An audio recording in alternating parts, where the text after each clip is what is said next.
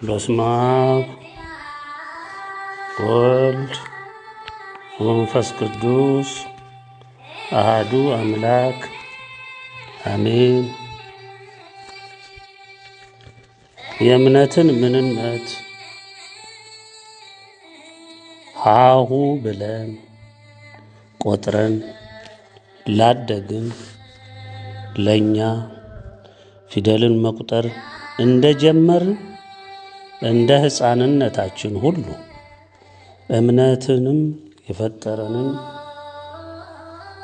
አምላክ የአብርሃም ሥላሴን ቃል እንደ ወተትም ጠጥተን ሰምተን መታመንን ምን እንደሆነ እንደ ፊደሉ ሁሉ በልባችን ማኖርን ተማርን። በአብርሃም ሕይወት በዚያም የእምነትን ሕይወት እየኖርንበት እያደግንበት እየተባረክንበት እየወደቅን እየተነሳንበት እየተዋጋንበት ዘመናትን ዕድሜያችንን ሁሉ በእምነት ኃይል እስከዚህ ድረስ እየተራመድን እየተጫማንበት በእምነታችን እድገት ጽናት ዘንዶውንም እባቡንም ጊንጡንም በረሃውንም መከራውንም እየጣስን ማለፍን በእግዚአብሔር ታምኖ ጸንቶ በኃይሉ በፍቅሩ በቅፉ ኖሮ ምንም የማይታለፍ ምንም የማይጨበጥ እንደሌለ ያወቅንበት በእምነት ጉዞና የሕይወቱ ውጣ ውረድ ያስተማረን አባታችን የአብርሃምን ሕይወት ስናነሳ በጥልቅ እናስባለን። ጀግናው የእምነት አርበኛ ነውና አሁን እንላለን፣ ጀግናው የእምነት አርበኛ ነበር። ዛሬም አምላካችንን ስንጠራው የአብርሃሙ ሥላሴ እንላለን። መነሻውም ይህ ነው። አሁን የአብርሃሙ ሥላሴ ስሙ ይባረክ ይመስገን ከዘላለም እስከ ዘላለም። እግዚአብሔር አብ፣ እግዚአብሔር ወልድ፣ እግዚአብሔር መንፈስ ቅዱስ አሁን የሁሉ ፈጣሪ ሁሉ አስገኝ አምላካችን አንዱ ስሙ ይክበር ይመስገን ከዘላለም እስከ ዘላለም። ቸሩ መድኃኔ ዓለም መድኃኒታችን ኢየሱስ ክርስቶስ ዘላለም በፍቅሩ የገዛን በእምነት ኃይል ራሱ ባቆመልን የመዳን መንገድ ብርሃናዊ ሕይወት ዘላለማዊ ነጻነት ላጎናጸፈን የልጅነትን ክብር ላላበሰ አምላካችን ሕይወታችን ስሙ የተባረከ ይሁን ከዘላለም እስከ ዘላለም ስሙ የተመሰገነ ይሁን አሜን። እናታችን ቅድስተ ቅዱሳን ድንግል በሰማይም ንግሥት በምድርም ንግሥት ቅድስተ ቅዱሳንም እየናቴ ስምሽ ይክበር ይመስገን ከዘላለም እስከ ዘላለም። ቅዱሳን ሊቃነ መላእክት በአብርሃሙ ሥላሴ ፊት የከበራችሁ የተወደዳችሁ የታመናችሁ የፈቃዱ የትእዛዙ ፈጻሚዎች አገልጋዮች ስማችሁ ይክበር ይመስገን ከዘላለም እስከ ዘላለም። ቅዱሳን አባቶቻችን ሰማዕታት፣ ቅዱሳን የእምነት መሪዎቻችን፣ መሠረቶቻችን ዛሬም ለእኛ በዚህ ምድር በቅሬትነታችሁን የእናንተን እውነት ጽናታችሁን መታመናችሁን የቃል ኪዳን በረከታችሁን ሁሉ አምነንበት ለምንኖርበት ለተሸከምነው ለእኛ ለልጆቻችሁ በሙሉ ደስታችን ነው። ስማችሁንም ስንጠራ እጅግ እንደሰታለን። ስማችሁ ይክበር ይመስገን ከዘላለም እስከ ዘላለም አሜን። ወገኖቼ፣ የኢትዮጵያ ዓለም ብርሃን ቤተሰቦች፣ ቅንም የዋህም ትሑት ሕዝቦች በዚህ ዘመን በዚህ ፍጹም በጠፋ ትውልድ መሃል እንደ ጨው ዘር ተበተናችሁ የከበረው የአምላካችንን የአብርሃሙ ሥላሴን የይስሐቅ የያዕቆብ አምላክን ስም ለታመናችሁ ለተሸከማችሁ የሕይወታችሁ ሁሉ መገለጫና ማንነት ላደረጋችሁ ወገኖቼ ሁሉ ላቅ ያለ ምስጋናዬ የፍቅር ሰላምታዬ ከኛ ከታናናሽ ቀዳማይ እረኞች ሰላምታችን ይድረሳችሁ። በፍቅራችን እናስባችኋለን። በትካዜያችን፣ በሐዘናችን፣ በጉስቁልናችን ሁሉ እናንተንም እናስባለን። የጋራ ሸክም ተሸክመናልና የጋራ ኃላፊነትንም ይዘናልና እግዚአብሔር በሰጠን የጸና እምነታችን እርስ በርስ እንተሳሰባለን። እግዚአብሔር የባረካችሁ ወገኖቻችን፣ ነገ ደስታችሁ ሙሉ እንደሚሆን እናምናለን።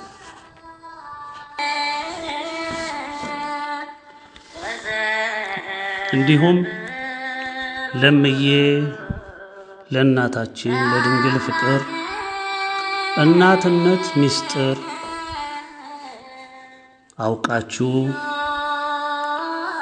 በቅፏ ኖራችሁ በረከቷን ጣዕሟን አውቃችሁ በብርሃናዊው መንገድ በጽናት እየተጓዛችሁ ላላችሁ ወንድም እህቶቼ፣ ልጆቼ፣ እናትና አባቶቼ ከመታደልም በላይ የተመረቃችሁ ናችሁ።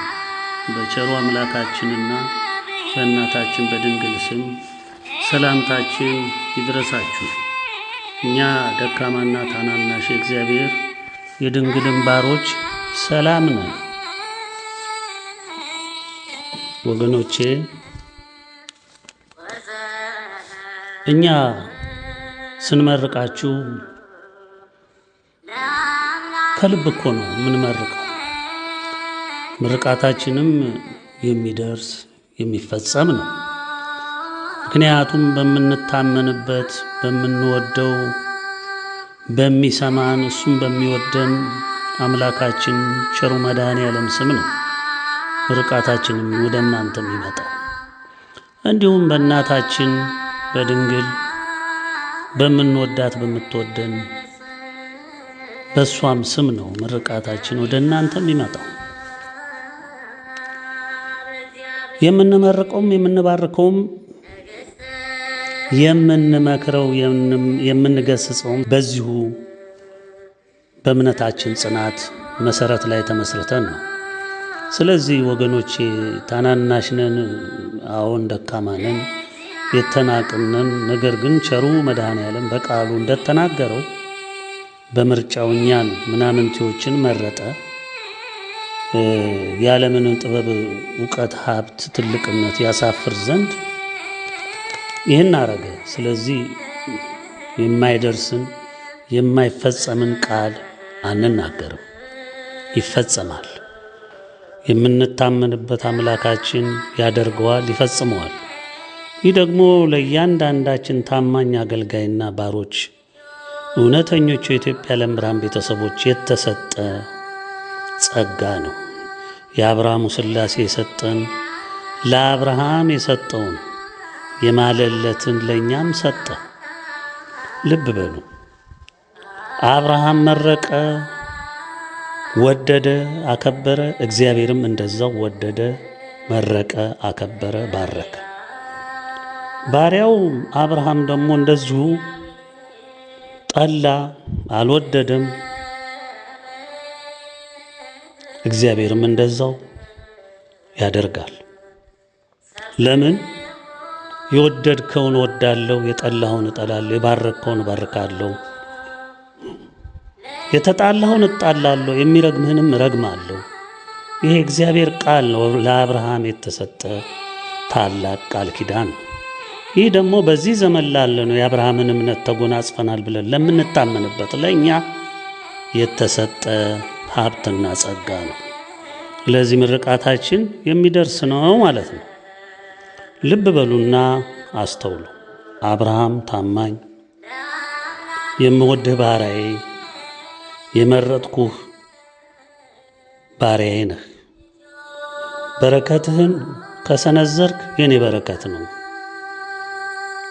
ተጠላህም የኔም ጠብ ነው ስላለ ዛሬ በዚህ ዘመን ደግሞ እኛ የአብርሃም ዕጣ ስለተሰጠን ይኸው በሚጠሉን ያው በሚወዱን ደግሞ እንደዛው ይደርሳል ማለት ነው። ይህን ልብ ብላችሁ ልታስተውሉት ይገባል። ደጋግሜ አሁንም ልነግራችሁ የምወደው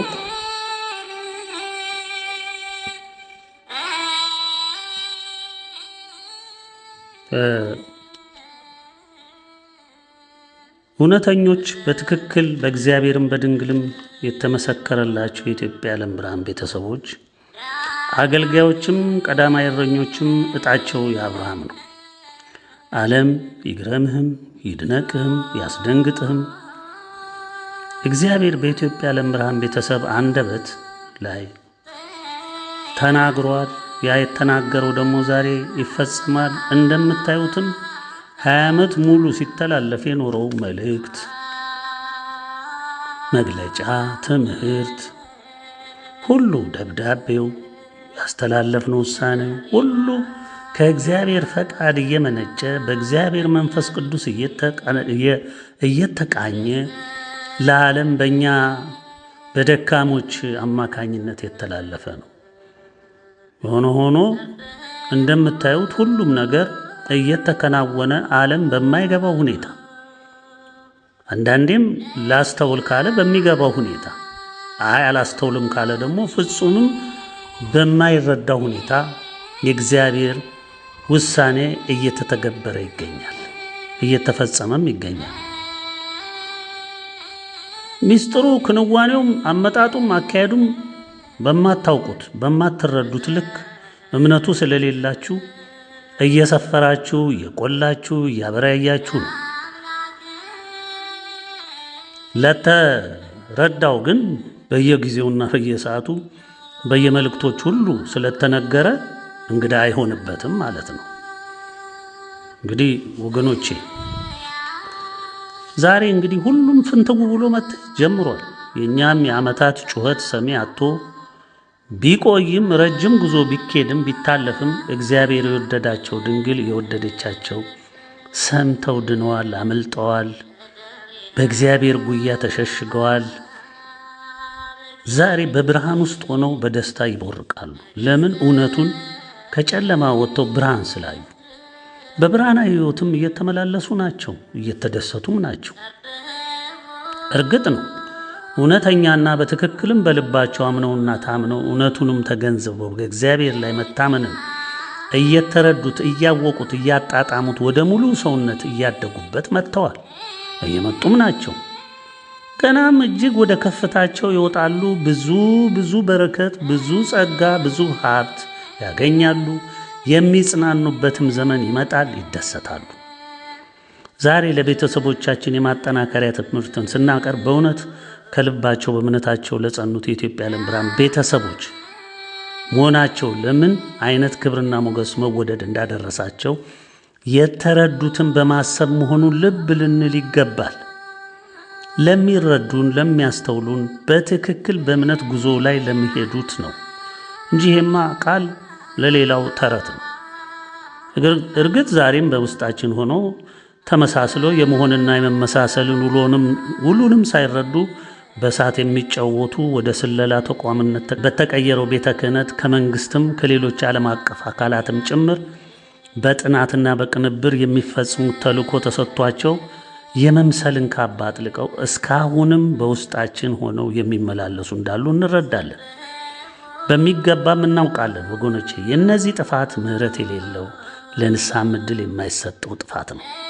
ጥፋታቸው የእግዚአብሔር መንፈስ ቅዱስን ሥራ ለማፍረስ የተቃኘ ነውና ጉዳታቸው እጅግ የሚከብድ ነው፣ የማይሻርም ነው። የእነዚህ መገለጫ ምንድን ነው ስንል ስለ እውነቱ የተጨነቁ መስለው ጠብን፣ ክርክርን፣ ሐሜትን፣ ማጋጨትን፣ ስም ማጥፋትን፣ የጥርጥር መንፈስ መዝራትን የሚያዘወትሩና እንደ ዕለት ተዕለት ሥራ የሚተገብሩትም ናቸው። ትንንሽ ጉድለቶችን እየፈለጉ በማግነን መተማመን፣ ፍቅር እንዲጠፋ በቦታው ጥርጥር እንዲነግስ የሚጥሩም ናቸው። በሚመሯቸው እረኞችም ላይ ያልተጨበጠ እውነትን የሌለውን የስም ማጥፋት ቅቡልነት እንዲያጡ የማድረግ ሥራም የሚሰሩ ናቸው። የተላኩበትም ዲያብሎሳዊ ስምሪታቸው ስለሆነ ራሳቸው ደግሞ በመማክርትነት በተለያየ ኃላፊነት ላይ ያሉት ራሳቸውን በትዕቢት ከፍ ያደረጉም አሉ። ይሄ እግዚአብሔር በእንደዚህ መልክ እንድንገለጥ አይወድም። የተሰጣችሁ እንኳን ኃላፊነት ቢኖር ወይም እግዚአብሔር የገለጠላችሁ ቢሆን በጊዜና በርዝመት አጣርታችሁ ለማወቅ ጊዜ መስጠት፣ በማስተዋል መጓዝ እንጂ ይሄን ተብያለሁ ከሌ ይሄንን አይቶ ነግሮኛል ይሄ እንደዚህ ነው ብሎ በመወሰን በሌላው ላይ ራሳችሁን ከፍ አድርጋችሁ ለመሾም የምትሮጡ ከሆነ ግን ጥፋት ነው። የእግዚአብሔር ሰው ትሁት እንደውም ከሚጫንበት ኃላፊነት በትህትና ላለመቀበል ራሱን ያሸሻል እንጂ ኃላፊነት ምን እንደሚያስከትል የሚያውቅ ስለሆነ ራሱን በትዕቢት ከፍ ከፍ ለማድረግ አይሮጥም። እኛ በዚህ አልተቃኘንም።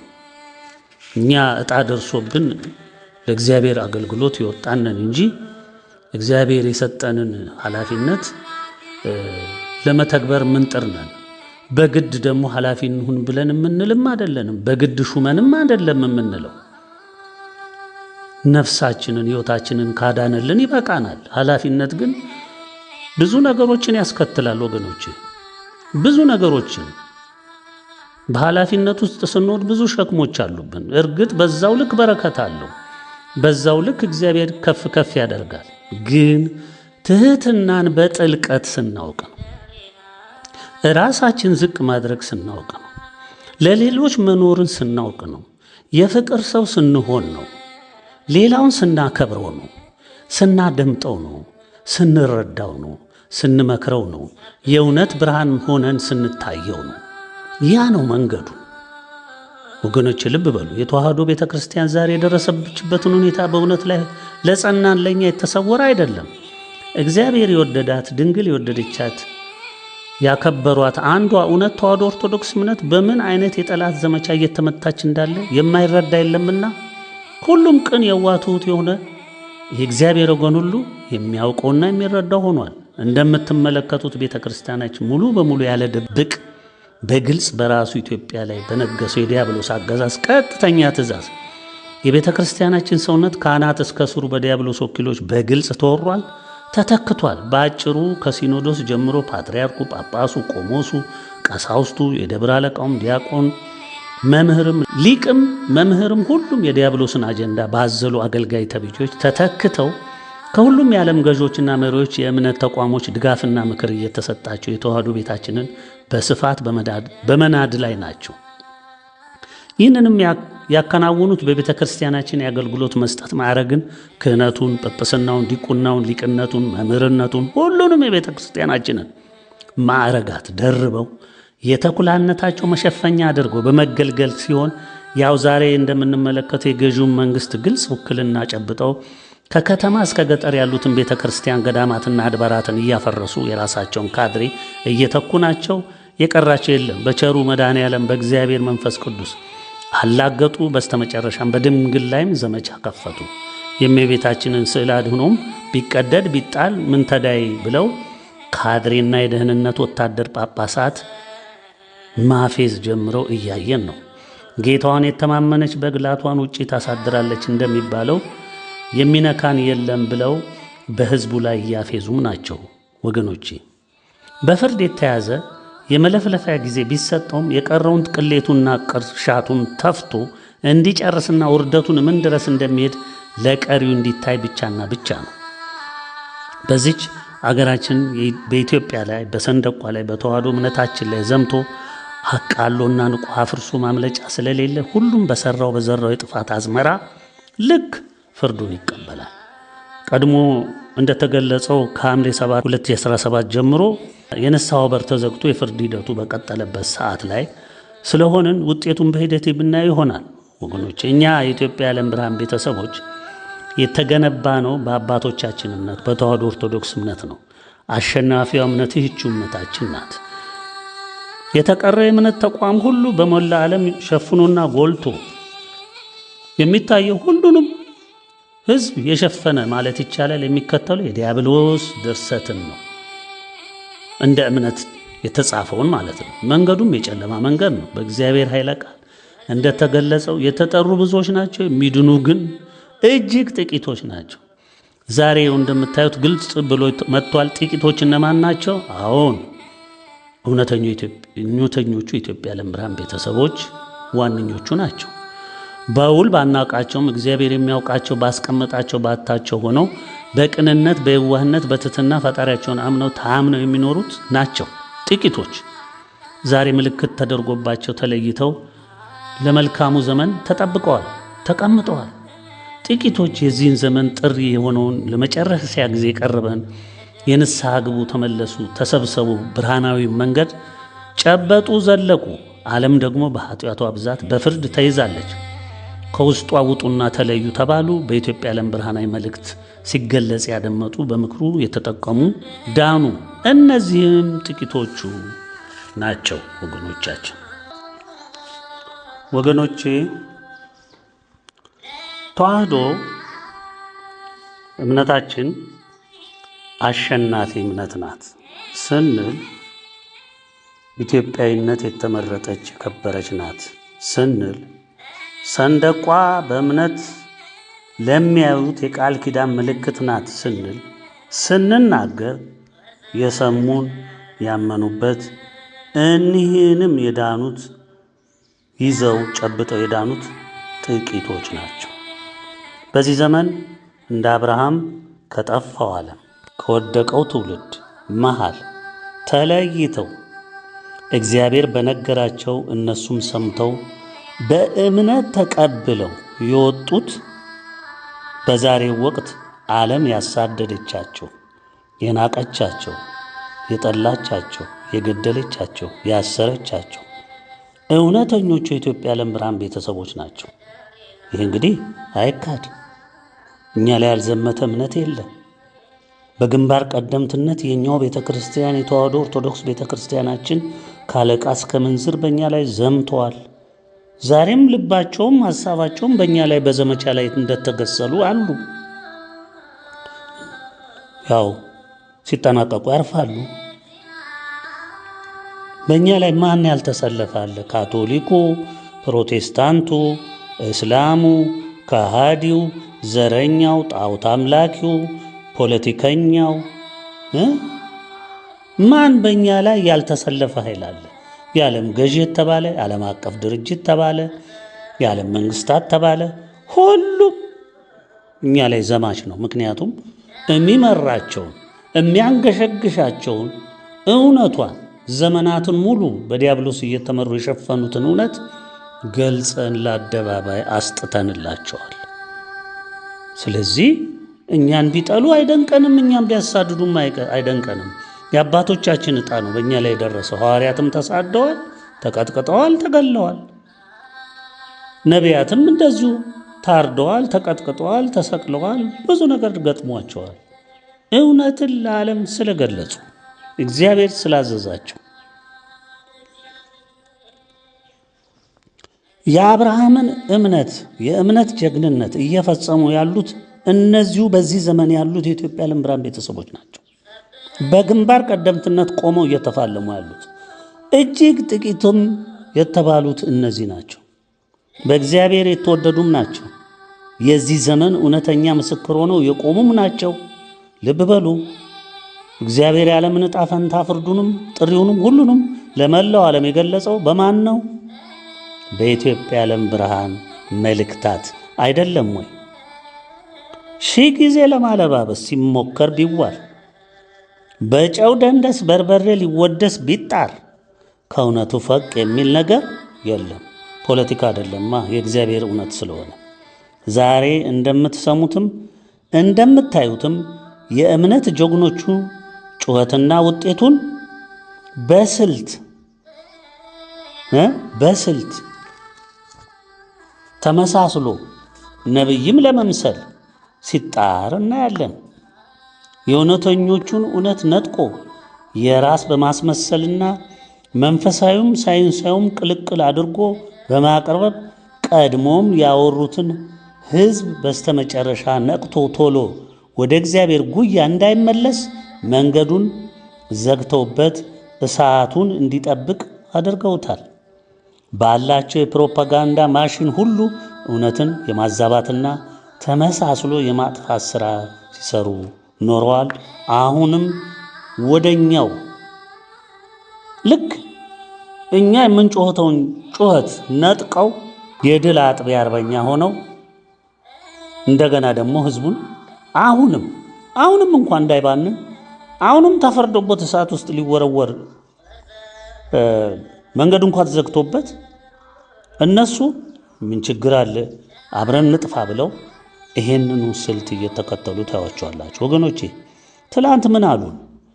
ምንስ ስም ተሰጠን?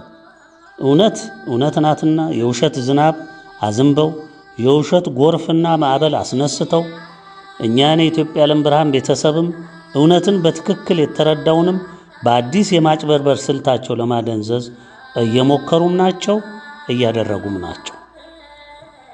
ነገር ግን እግዚአብሔር መንፈስ ቅዱስ ባስተማረው ባነቃው የእግዚአብሔር ሕዝብ ላይ እውነትን ፈላጊና በትክክል እግዚአብሔርን ለመፈለግ የወሰኑ ሰዎች ቀድመው ከሐምሌ 7 2017 ዓ.ም በፊት በንስሐ አምልጠዋል።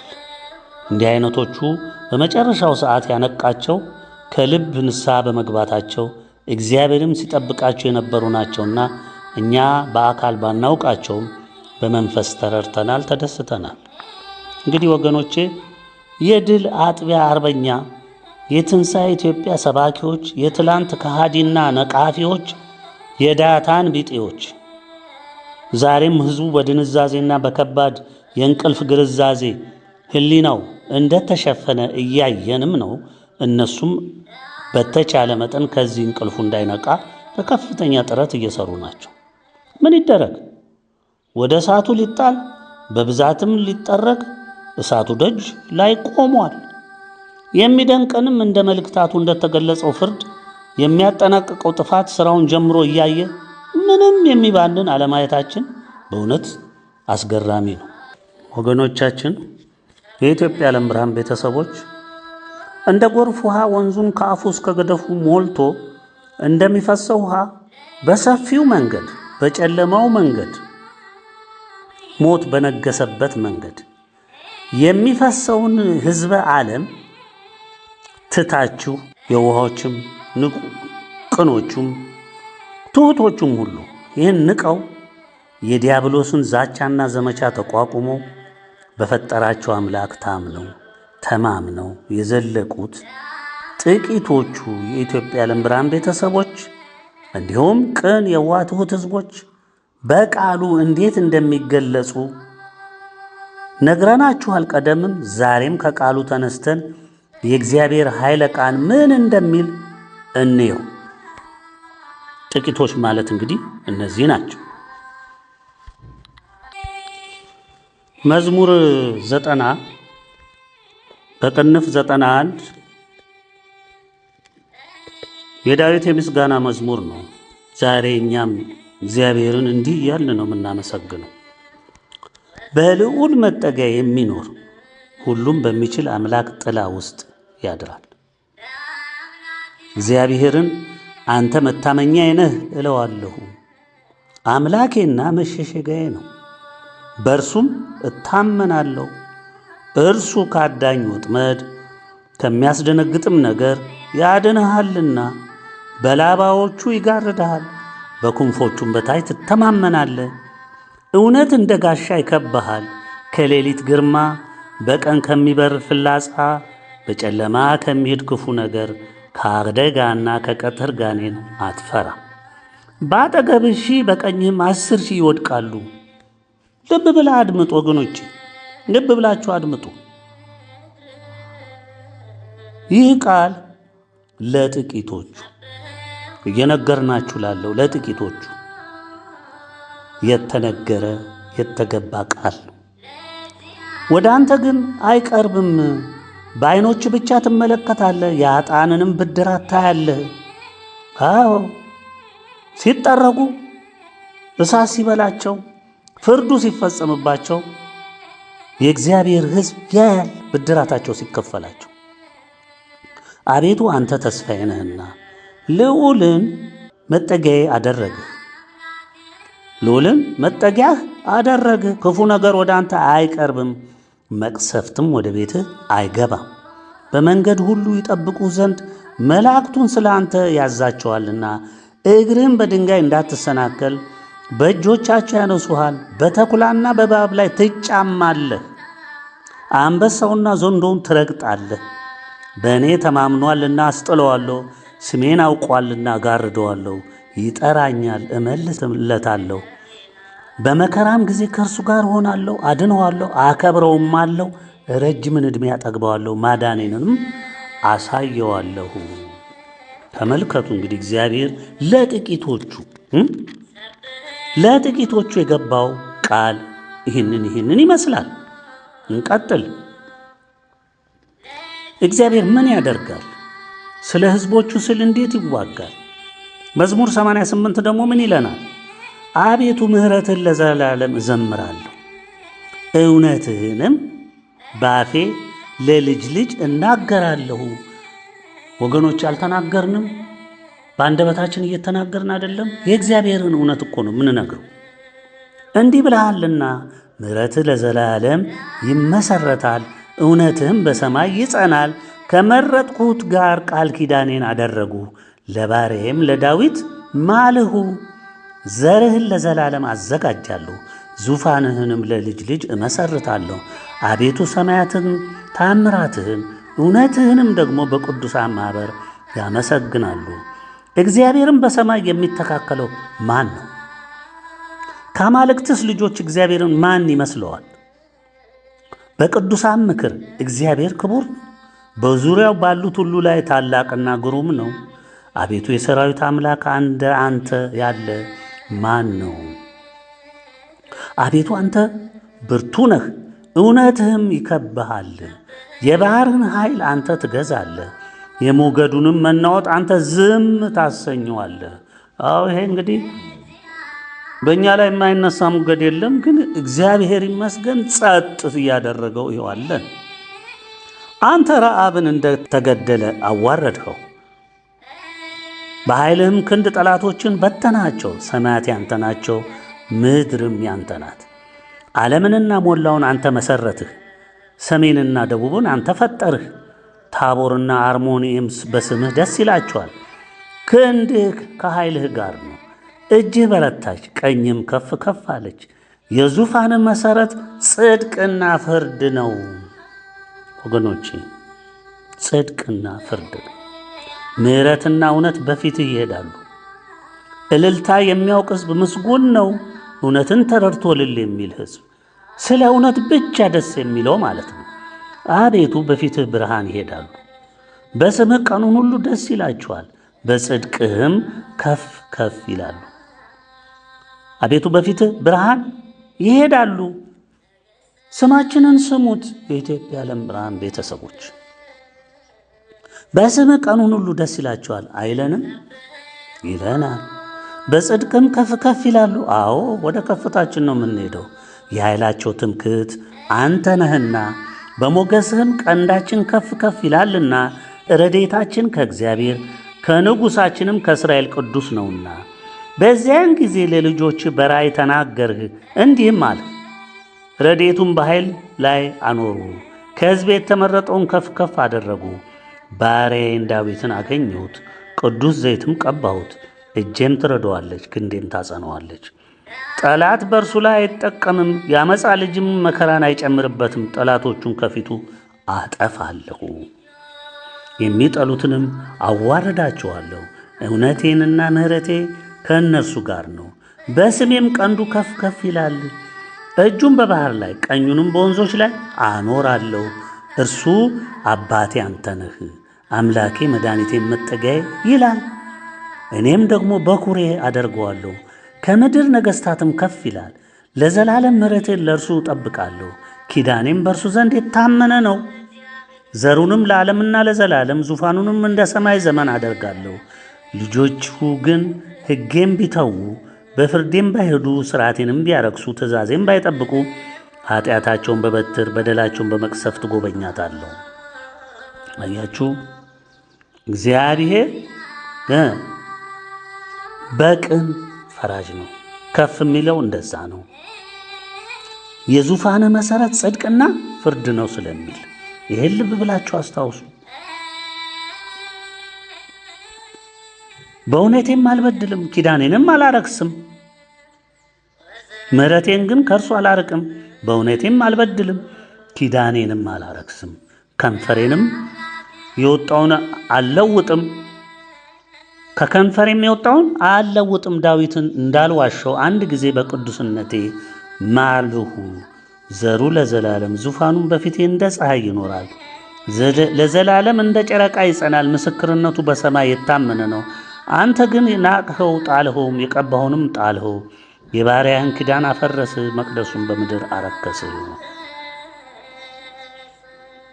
ይላል። እንግዲህ ቃሉ ወገኖቼ ላልጠበቀ፣ ኪዳኑን ላፈረሰ፣ መቅደሱን ላረከሰ፣ እግዚአብሔር የገባውን ለዚች ለኢትዮጵያ ምድራችን የገባውን ሁሉ ለናቀ፣ ላቃለለ እግዚአብሔር መልሶ ይፈርዳል። አያችሁ፣ አምባዎቹን ከፍ ከፍ ያሉትን የጥፋት አምባዎች ሁሉ ያጠፋል። መንገድ አላፊም ሁሉ ተናጠቀው፣ ለጎረቤቶቹም ስድብ ሆነ ይላል። አሁን ጠላቶቻችን በዚች በተቀደሰችው የኢትዮጵያ ምድር ላይ ነግሰው ታያላችሁ። በዚች የባለ ቃል ኪዳን አገር ላይ፣ በዚች መልካም ምድር ላይ፣ በዚች አባቶች ትልልቅ ሥራ በሰሩባት አገር ላይ ክፎች ነግሰው እያያችሁ ነው። እግዚአብሔርን የሚጠሉ ካቶሊካውያን፣ መናፍቃን፣ እስላም፣ ዘረኛ ሁሉ ነግሶ ታያላችሁ። በዚች መልካም ምድር ላይ አባቶቻችን ደማቸውና አጥንታቸውን በከሰከሱና ባቆሟት አገር ላይ እግዚአብሔር በሚወዳት አገር ላይ በርስተ ድንግል ላይ ዛሬ እነማን ናቸው ያበጡት? ይፈርሳል፣ አምባ ሁሉ ይጠፋል። የባሪያህን ኪዳን አፈረስህ የሚለው ይሄንን ነው። መቅደሱንም በምድር አረከስህ፣ ቅጥሩን ሁሉ ጣልህ፣ አምባዎቹንም አጠፋ። የጠላቶቹንም ቀኝ ከፍ ከፍ አደረግህ። ለምን? ከእግዚአብሔር ጋር አልቆመማ። የትውልድ አሁን ያለ ትውልድ ከእግዚአብሔር ጋር የሌለ ትውልድ ነው። የእግዚአብሔርን ኪዳን ሁሉ የናቀ ያቃለለ ነው። የሰይፉንም ረድኤት መለስህ፣ በሰልፍም ውስጥ አልደገፈውም፣ ከንጽሕናውም ሻርከው። ዙፋኑንም በምድር ጣል፣ የዙፋኑንም ዘመን አሳነስህ፣ በእፍረትም ሸፈንከው። ይህን ትውልድ አቤቱ እስከ መቼ ለዘላለም ፊትን ትመልሳለህ? እስከ መቼ ቁጣን እንደ እሳት ይነዳል? ችሎታዬ ምን እንደሆነ አስብ። በውኑ የሰው ልጅ ሁሉ ለከንቱ ፈጠርኸውን? ሕያው ሆኖ የሚኖር ሞትንስ የማይ ማን ነው? ነፍሱን ከሲኦል እጅ የሚያድን ማን ነው? ለዳዊት በእውነት የማልህ አቤቱ የቀድሞ ምሕረትን ወዴት ነው? አቤቱ የባሪያዎችን ስድብ በብብቴ ብዙ አሕዛብን የተቀበልሁትን አቤቱ ጠላቶች የሰደቡትን የቀባኸውን ዘመን የሰደቡትን አስብ። እግዚአብሔር ለዘላለም ይባረክ ይሁን። ልብ ብላችሁ አድምጡ ወገኖቼ። መዝሙር 87-88 ነው። አቤቱ የመድኃኒቴ አምላክ በቀንና በሌሊት በፊትህ ጮኹ። ጸሎቴ ወደ ፊትህ ትግባ፣ ጆሮህም ወደ ጩኸቴ አዘንብል። ነፍሴ መከራን ጠግባለችና ሕይወቴም ወደ ሲኦል ቀርባለችና ወደ ጉድጓድ ከሚወርዱ ጋር ቆጠርሁ። ረዳትም እንደሌለው ሰው ሆንሁ። ለዘላለም እንደማታስባቸው እንደተገደሉና በመቃብር ውስጥ እንደተጣሉ በመኝታ ውስጥ እንዳሉ የተጣሉ ሆኑ። እነርሱም ከእጅ ተለዩ። በጨለማና በሞት ጥላ ውስጥ በታችኛው ጉድጓድ አስቀመጥከኝ። በእኔ ላይ ቁጣ ጸና፣ መቅሰፍት ሁሉ በእኔ ላይ አመጣ። የሚያቆኝን ከእኔ አራቅህ፣ በእነርሱ ዘንድ ርኩስ አደረግኸኝ። የያዙኝ መውጫም የለ፣ ዓይኖችም በመከራ ፈዘዙ። አቤቱ ሁልጊዜ ወደ አንተ ጮኹ፣ እጆችንም ወደ አንተ ዘረጋ። በውኑ ለሙታን ታምራትን ታደርጋለን? የሞቱትስ ተነስተው ያመሰግኑአልን? በመቃብር ውስጥ ቸርነትን እውነትንስ በጥፋት ስፍራ ይናገራሉን? ታምራትስ በጨለማ ጽድቅን በመርሳት ምድርን ትታወቃለችን? አቤቱ እኔ ግን ወደ አንተ ጮኹ። በጠዋት ጸሎቴ ወደ ፊትህ ትደርሳለች። አቤቱ ነፍሴን ለምን ትጥላለህ? ፊትን እስከ እኔ ለምን ትሰውራለህ? እኔ ከታናሽነቴ ችግረኛ ለሞትም የቀረብሁ ነኝ። ከፍ ከፍ ካሉ በኋላ ግን ተዋረዱ፣ ተናቁ። መቅሰፍትህ በላይ አለፈ፣ ግርማም አስደነገጠኝ። ሁልጊዜ እንደ ውሃ ከበቡኝ፣ በአንድነትም ያዙኝ። ወዳጄንና ባልንጀራዬን ዘመዶችም ከመከራ የተነሳ ከእኔ አራቅ። ወገኖቼ የእግዚአብሔር ሕዝቦች ሲከፋቸው በአሁኑ ዘመን እየገጠማቸው ያለው መከራ፣ እየወረደባቸው ያለው ፈተና ይሄ ቃል ያረጋግጥላቸዋል። ይሄ እንግዲህ ጥቂቶች ሲከፋቸውም የሚናገሩት ቃል ነው። ሲከፋቸው ብቻ አይደለም፣ መከራን ሲቀበሉ ይኸው እንዲህ ይናገራሉ። ጩኸታቸው ግን ወደ እግዚአብሔር ነው። መከራቸውን የሚመለከትላቸው እግዚአብሔር ብቻ ነው። የሚገስጻቸው፣ የሚቆጣቸው፣ የሚመክራቸው፣ የሚያስርባቸው፣ ጠላት ሁሉ ሲያሳድዳቸው፣ ሲጎዱ፣ ሲፈተኑ ሁሉ በዚህ ሁሉ ሰዓት እንዲያልፉ የሚያደርገው እግዚአብሔር ለምንድን ነው? ሰው እንዲሆኑ፣ ሙሉ ሰው እንዲሆኑ ነው።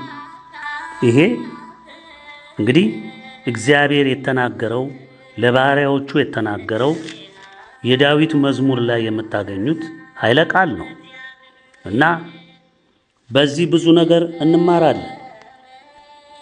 እግዚአብሔር በመዝሙር 88 ደግሞ እንደገና ምን ይለናል? ደስ ሲለው የእግዚአብሔር ሕዝብ ይውላችሁ ፍርድን ሲያገኝ ከእግዚአብሔር ምሕረትን ሲያገኝ እንደገና እግዚአብሔር ደግሞ ጮሆ አልቅሶም ብሎም መልሶ ሲያጽናናው ሲመክረው መልሶም ሲጎበኘው ቁስሉን ሲፈውስ በምህረት ሲያንጸው እንዲህ ይላል፣ አቤቱ ምሕረት ለዘላለም እዘምራለሁ፣ እውነትንም ባፌ ለልጅ ልጅ እናገራለሁ። እንዲህ ብለሃልና ምሕረት ለዘላለም ይመሰረታል፣ እውነትም በሰማይ ይጸናል። ከመረጥኩት ጋር ቃል ኪዳኔን አደረጉ፣ ለባሪያዬ ለዳዊት ማልሁ። ዘርን ለዘላለም አዘጋጃለሁ፣ ዙፋኑም ለልጅ ልጅ መሰርታለሁ ይላል ቃሉ። እንግዲህ ሰምታችሁታል። ይህን ቃል ደግሜ ነው ያነሳውላችሁ። ለዚህ ነው ይህንን ቃል ሰምታችሁታል። የእግዚአብሔር እጅ ታላቅ ናት። እግዚአብሔር ለወገኖች ሁሉ ለመረጣቸው ሁሉ በጎን ያደርጋል። የትም ይወድቁ ዘንድ የማይፈቅድ እግዚአብሔር በፈተና ውስጥ እንዲያልፉ ሲፈቅድ እንዲጠነክሩለት ነገ ባለድል እንዲሆኑ እንጂ ተጎድተው እንዲወድቁ አይደለም። ሐዋርያትም የገጠማቸው ይሄ ነው። አባቶቻችን የገጠማቸው ይሄ ነው። ነቢያቶች አባቶቻችን የገጠማቸው ይሄ ነው። ሰማዕታት የገጠማቸው ይሄ ነው። ጻድቃን የገጠማቸው ይሄ ነው። በጀግንነት በእምነት ጽናት ተጋድለው ጠላትን ሁሉ ተቋቁመው እግዚአብሔር ባለበሳቸው የጸጋው ኃይል የጠላትን ኃይል ሁሉ ተቋቁመው ውሸትን አፈራርሰው እውነትን አንግሰው ጽድቅን ተላብሰው እግዚአብሔር ኃያል አምላክ መሆኑን አዳኝ አምላክ መሆኑን እሱ ብቻ አምላክ መሆኑን በሕይወታቸው አንግሰው ወገኖቼ ባለድል ሆነው አልፈዋል። እኛም ያን ጉዞ ነው እየሄድን ያለነው። እኛም መጽናናት ያለብን በእግዚአብሔር እውነትና እውነት ላይ ብቻ ነው። ውሸት ይፈርሳል፣ እስከ ሰማይ ከፍ ከፍ ቢል ዓለም ዛሬ በውሸት እንደተከደነች የሁላችሁም ታያላችሁ። እሳት ሊበላት እየጠራረጋት እያጫጫሃት እያንጫጫት ከውሸቱ አልተላቀቀችም። ሕዝቡ ከውሸት አይላቀቅም፣ ከጥፋት አይላቀቅም፣ ከክህደት አልተላቀቀም። በትዕቢት እንደተገሰለ ነው። በመሳሪያው ይተማመናል፣ በጉልበቱ ይታመናል፣ በእውቀቱ ይታመናል፣ በሀብቱ ይታመናል፣ በዘሩ ይታመናል። ወገኖች እንግዲህ ይህን ሁሉ አምላክ አቁሟል። ዲያብሎስ የሚሰጠው ድርሰት ብዙ ነው። በፍልስፍና የታጀለ ይሰጠዋል፣ የዘር ሙገሳ ይሰጠዋል። ምንም የማይሰጠው ነገር አለ? ጥበብ ደግሞ ሁሉን ማድረግ ትችላለች ብሎ በጥበብ የሚሰሩ ቁሳቁሱን ትርምሱን እያሳየ በዚህ ነው ማምለክ ያለብህ ነው፣ ይሄ ነው ለአንተ ጉልበትህ ብሎ ነው የሚነግረው። እንግዲህ ወገኖች ይህ ሁሉ ጥፋት በምድር ላይ የሄደ እግዚአብሔር ትዕግስቱ አለቀ።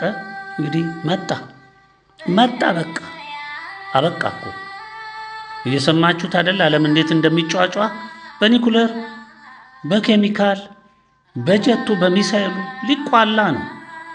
የአቅሙን ሁሉ ይደረጋል። እርስ በርሱ ይተራረዳል፣ እርስ በርሱ ይተላለቃል። የቀረውን ደግሞ የእግዚአብሔር መላእክት እንደዚሁ ደግሞ በመቅሰፍትም በምንም እየጠራረጉ ይጨርሱታል። 7 ጊዜ 7 እጥፍ እያለ እየተባዛ ይሄዳል። ምድር አልሸከምም ትላለች። በከፍተኛ ነውጥ መንቀጥቀጥ ጠራርጋ ታስወግደዋለች። የእግዚአብሔር ሕዝቦች በመከራው የጸኑት ሕዝቦች ተስፋቸውን በእግዚአብሔር ላይ ያደረጉ ህዝቦች በሰዓቱና በጊዜው ወደ መርከቢቱ ወደ እምነት መርከቢቱ የገቡ ሁሉ አመለጡ። ይህ ሁሉ በእነሱ ላይ ስልጣን የለውም። ይህ ሁሉ የሚመጣ ጥፋት በእግዚአብሔር ህዝብ ላይ ስልጣን የለውም። ጠባቂያቸው እግዚአብሔር ነው። ለበጎ ያተማቸው እግዚአብሔር ነው። ባለምልክቶች ናቸው። ጥቂቶቹ የሚባሉት ወገኖች እነዚህ ናቸው። በዛች በጠባቧ መንገድ እየሄዱ ያሉ በቁጥር ኢምንት የምንላቸው ጥቂቶቹ ማለት እነዚህ ናቸው። የኢትዮጵያ ዓለም ብርሃን ቤተሰቦች በእውነት እደነቃለሁ። እግዚአብሔር ከየትቢያው እንዴት እንደመረጠ ልክ እንደ ሐዋርያት ከየአሳ ማጥመጃው ከየመቅረጫው ከየምኑ ነው የመራረጣቸው እግዚአብሔር ሰው ይናቃቸው እንኳን። ዛሬም እስቲ የኢትዮጵያ ዓለም ብርሃን ቤተሰቦችን ሂዱና አግኟቸው እስቲ። እግዚአብሔር ነገር ግን አይናችሁ እያየ ዓለም በሙሉ ልብ ብሎ ያድመጥ። አይናችሁ እያየ ጆሮአችሁ እየሰማ እናንተ ወደ እሳቱ ስትገቡ እነሱ ወደ ከፍታቸው በብርሃን ኃይል በእግዚአብሔር ኃይል ክንፍ አውጥተው የመሄድን ያህል ከፍ እያሉ ይወጣሉ። እናንተ አዘጋጃችሁት ዓለምን ልትኖሩበት፣ ልትደንሱ፣ ለኃጢአት ልታመነዝሩበት፣ ልትዘሉ፣ ልትጨፍሩበት ብዙ ነገር አደራጅታችኋል በዓለም ላይ። ለሰው ልጅ የማይጠቅመው ክፉ ሁሉ ይወገዳል። የሚጠቅመው ግን በሙሉ እነዚህ የናቃችኋቸው የእግዚአብሔር ሕዝቦች ይወርሱታል፣ ምድርን ስለሚወርሱ። ጥቂቶቹ እነዚሁ ጥቂቶቹ ወገኖቼ ከቃሉ በፊት ወዳቆምነው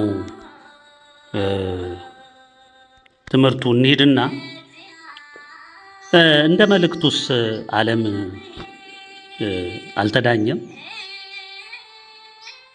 አልተዳኘም ወገኖች?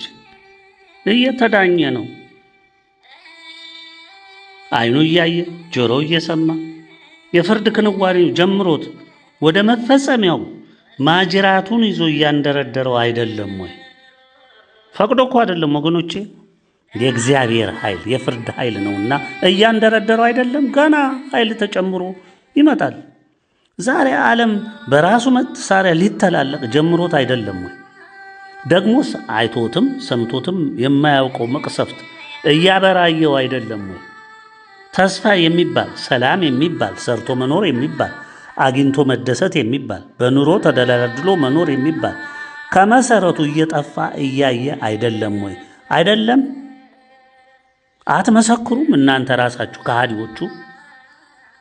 ከሃዲዎቹ አትመሰክሩም እንዴ? እኛን የምትጠሉ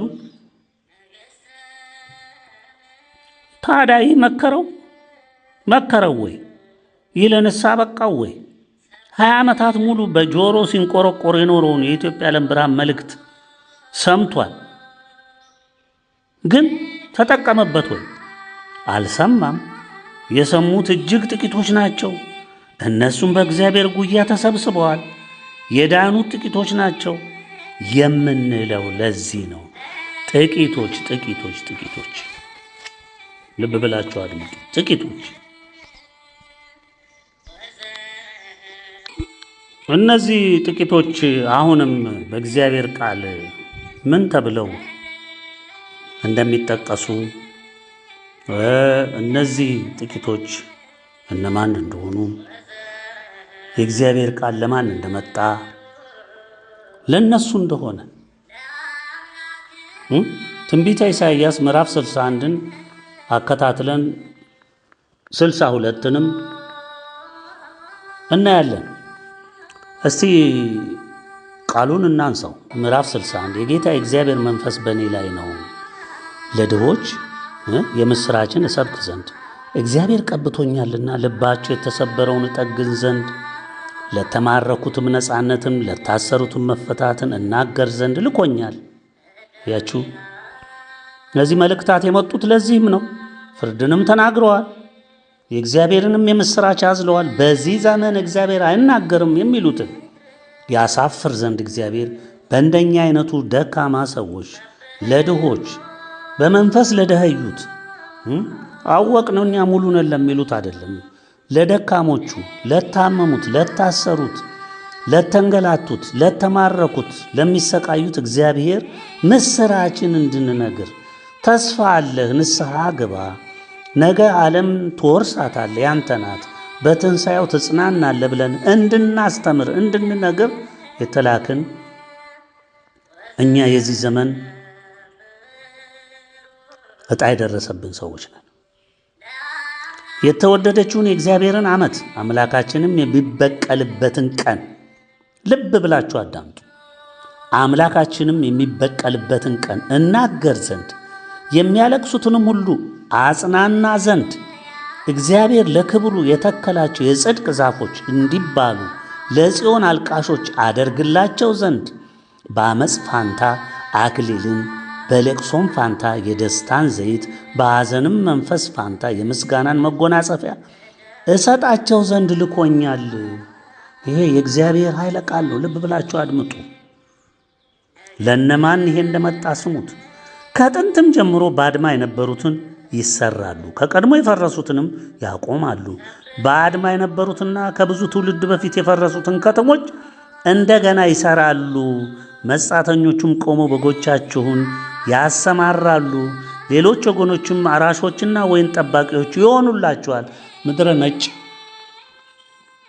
የዛሬ ገዢ ጥቁሩም ሆንክ ዛሬ ዓለምን እያንቀሳቀስኩ ነው የምትል ከልቡስ አጋንንት ጋር የተጋባ የተዋለድክ የርኩስ ሥራ የምትሰሩ ሁሉ እየሰማችሁ ነው። አዎ ከእናንተ ምናልባት የሚተርፍ ካለ አገልጋይ ነው የሚሆነው። የእግዚአብሔር ሕዝብ አገልጋይ፣ አራሽ፣ በግ ጠባቂ እኔ አይደለሁም። ይኸው ቃሉ ነው የሚነግር። እናንተ ግን የእግዚአብሔር ካህናት ትባላላችሁ። ልብ በል። አዎ እኛ ጥቂቶቹ፣ እኛ ትንሾቹ፣ ኢምንቶቹ የእግዚአብሔር ካህናት እንባላለን። ሰዎቹም የአምላኮችን አገልጋዮች ብለው ይጠሯችኋል። አዎ የተረፈው እንግዲህ ለዛን ዘመን ያገለግል ዘንድ እድል ያገኘው መቼም ማገልገል እንኳ መቻሉ እድል ማግኘት ባሪያ ሆኖ ማገልገሉ ትልቅ ነገር ነው። የአሕዛብን ሀብት ትበላላችሁ። በቃ የተከልከው ያከማቸው የሰበሰብከው ዓለም ላይ ሁሉ የምታየው ክምር ሁሉ በእግዚአብሔር ሕዝብ እጅ ውስጥ ይገባል። በክብራቸውም ትመካላችሁ። የተረፈው ሕዝብ ነው የሚል በእፍረታችሁ ፋንታ 2 እጥፍ ይሆንላችኋል፣ በውርደታችሁም ፋንታ እድል ፈንታችሁ ደስ ይላችኋል። ስለዚህ በምድራቸው 2 እጥፍ ይገዛሉ፣ የዘላለም ደስታ ይሆንላችኋል። እኔ እግዚአብሔር ፍርድን የምወድድ ስርቆትንና በደልን የምጠላ ነኝ። ፍዳቸውንም በእውነት እሰጣቸዋለሁ። ከእነርሱ ጋር የዘላለም ቃል ኪዳን አደርጋለሁ። ዘራቸውን በአሕዛብ መካከል፣ ልጆቻቸውን በጎኖች መካከል የታወቁ ይሆናሉ። ያዩአቸው ሁሉ እግዚአብሔር የባረካቸው ዘር እንደሆኑ ይገነዘባል። አክሊልን እንደለበሰ ሙሽራ በጌጥ ሽልማቷም እንዳጌጠች ሙሽራ የማዳንን ልብስ አልብሶኛልና የጽድቅንም መጎናጸፊያ ደርቦላኛልና በእግዚአብሔር እጅግ ደስ ይለኛል። ነፍሴም በአምላኬ ሐሴት ታደርጋለች።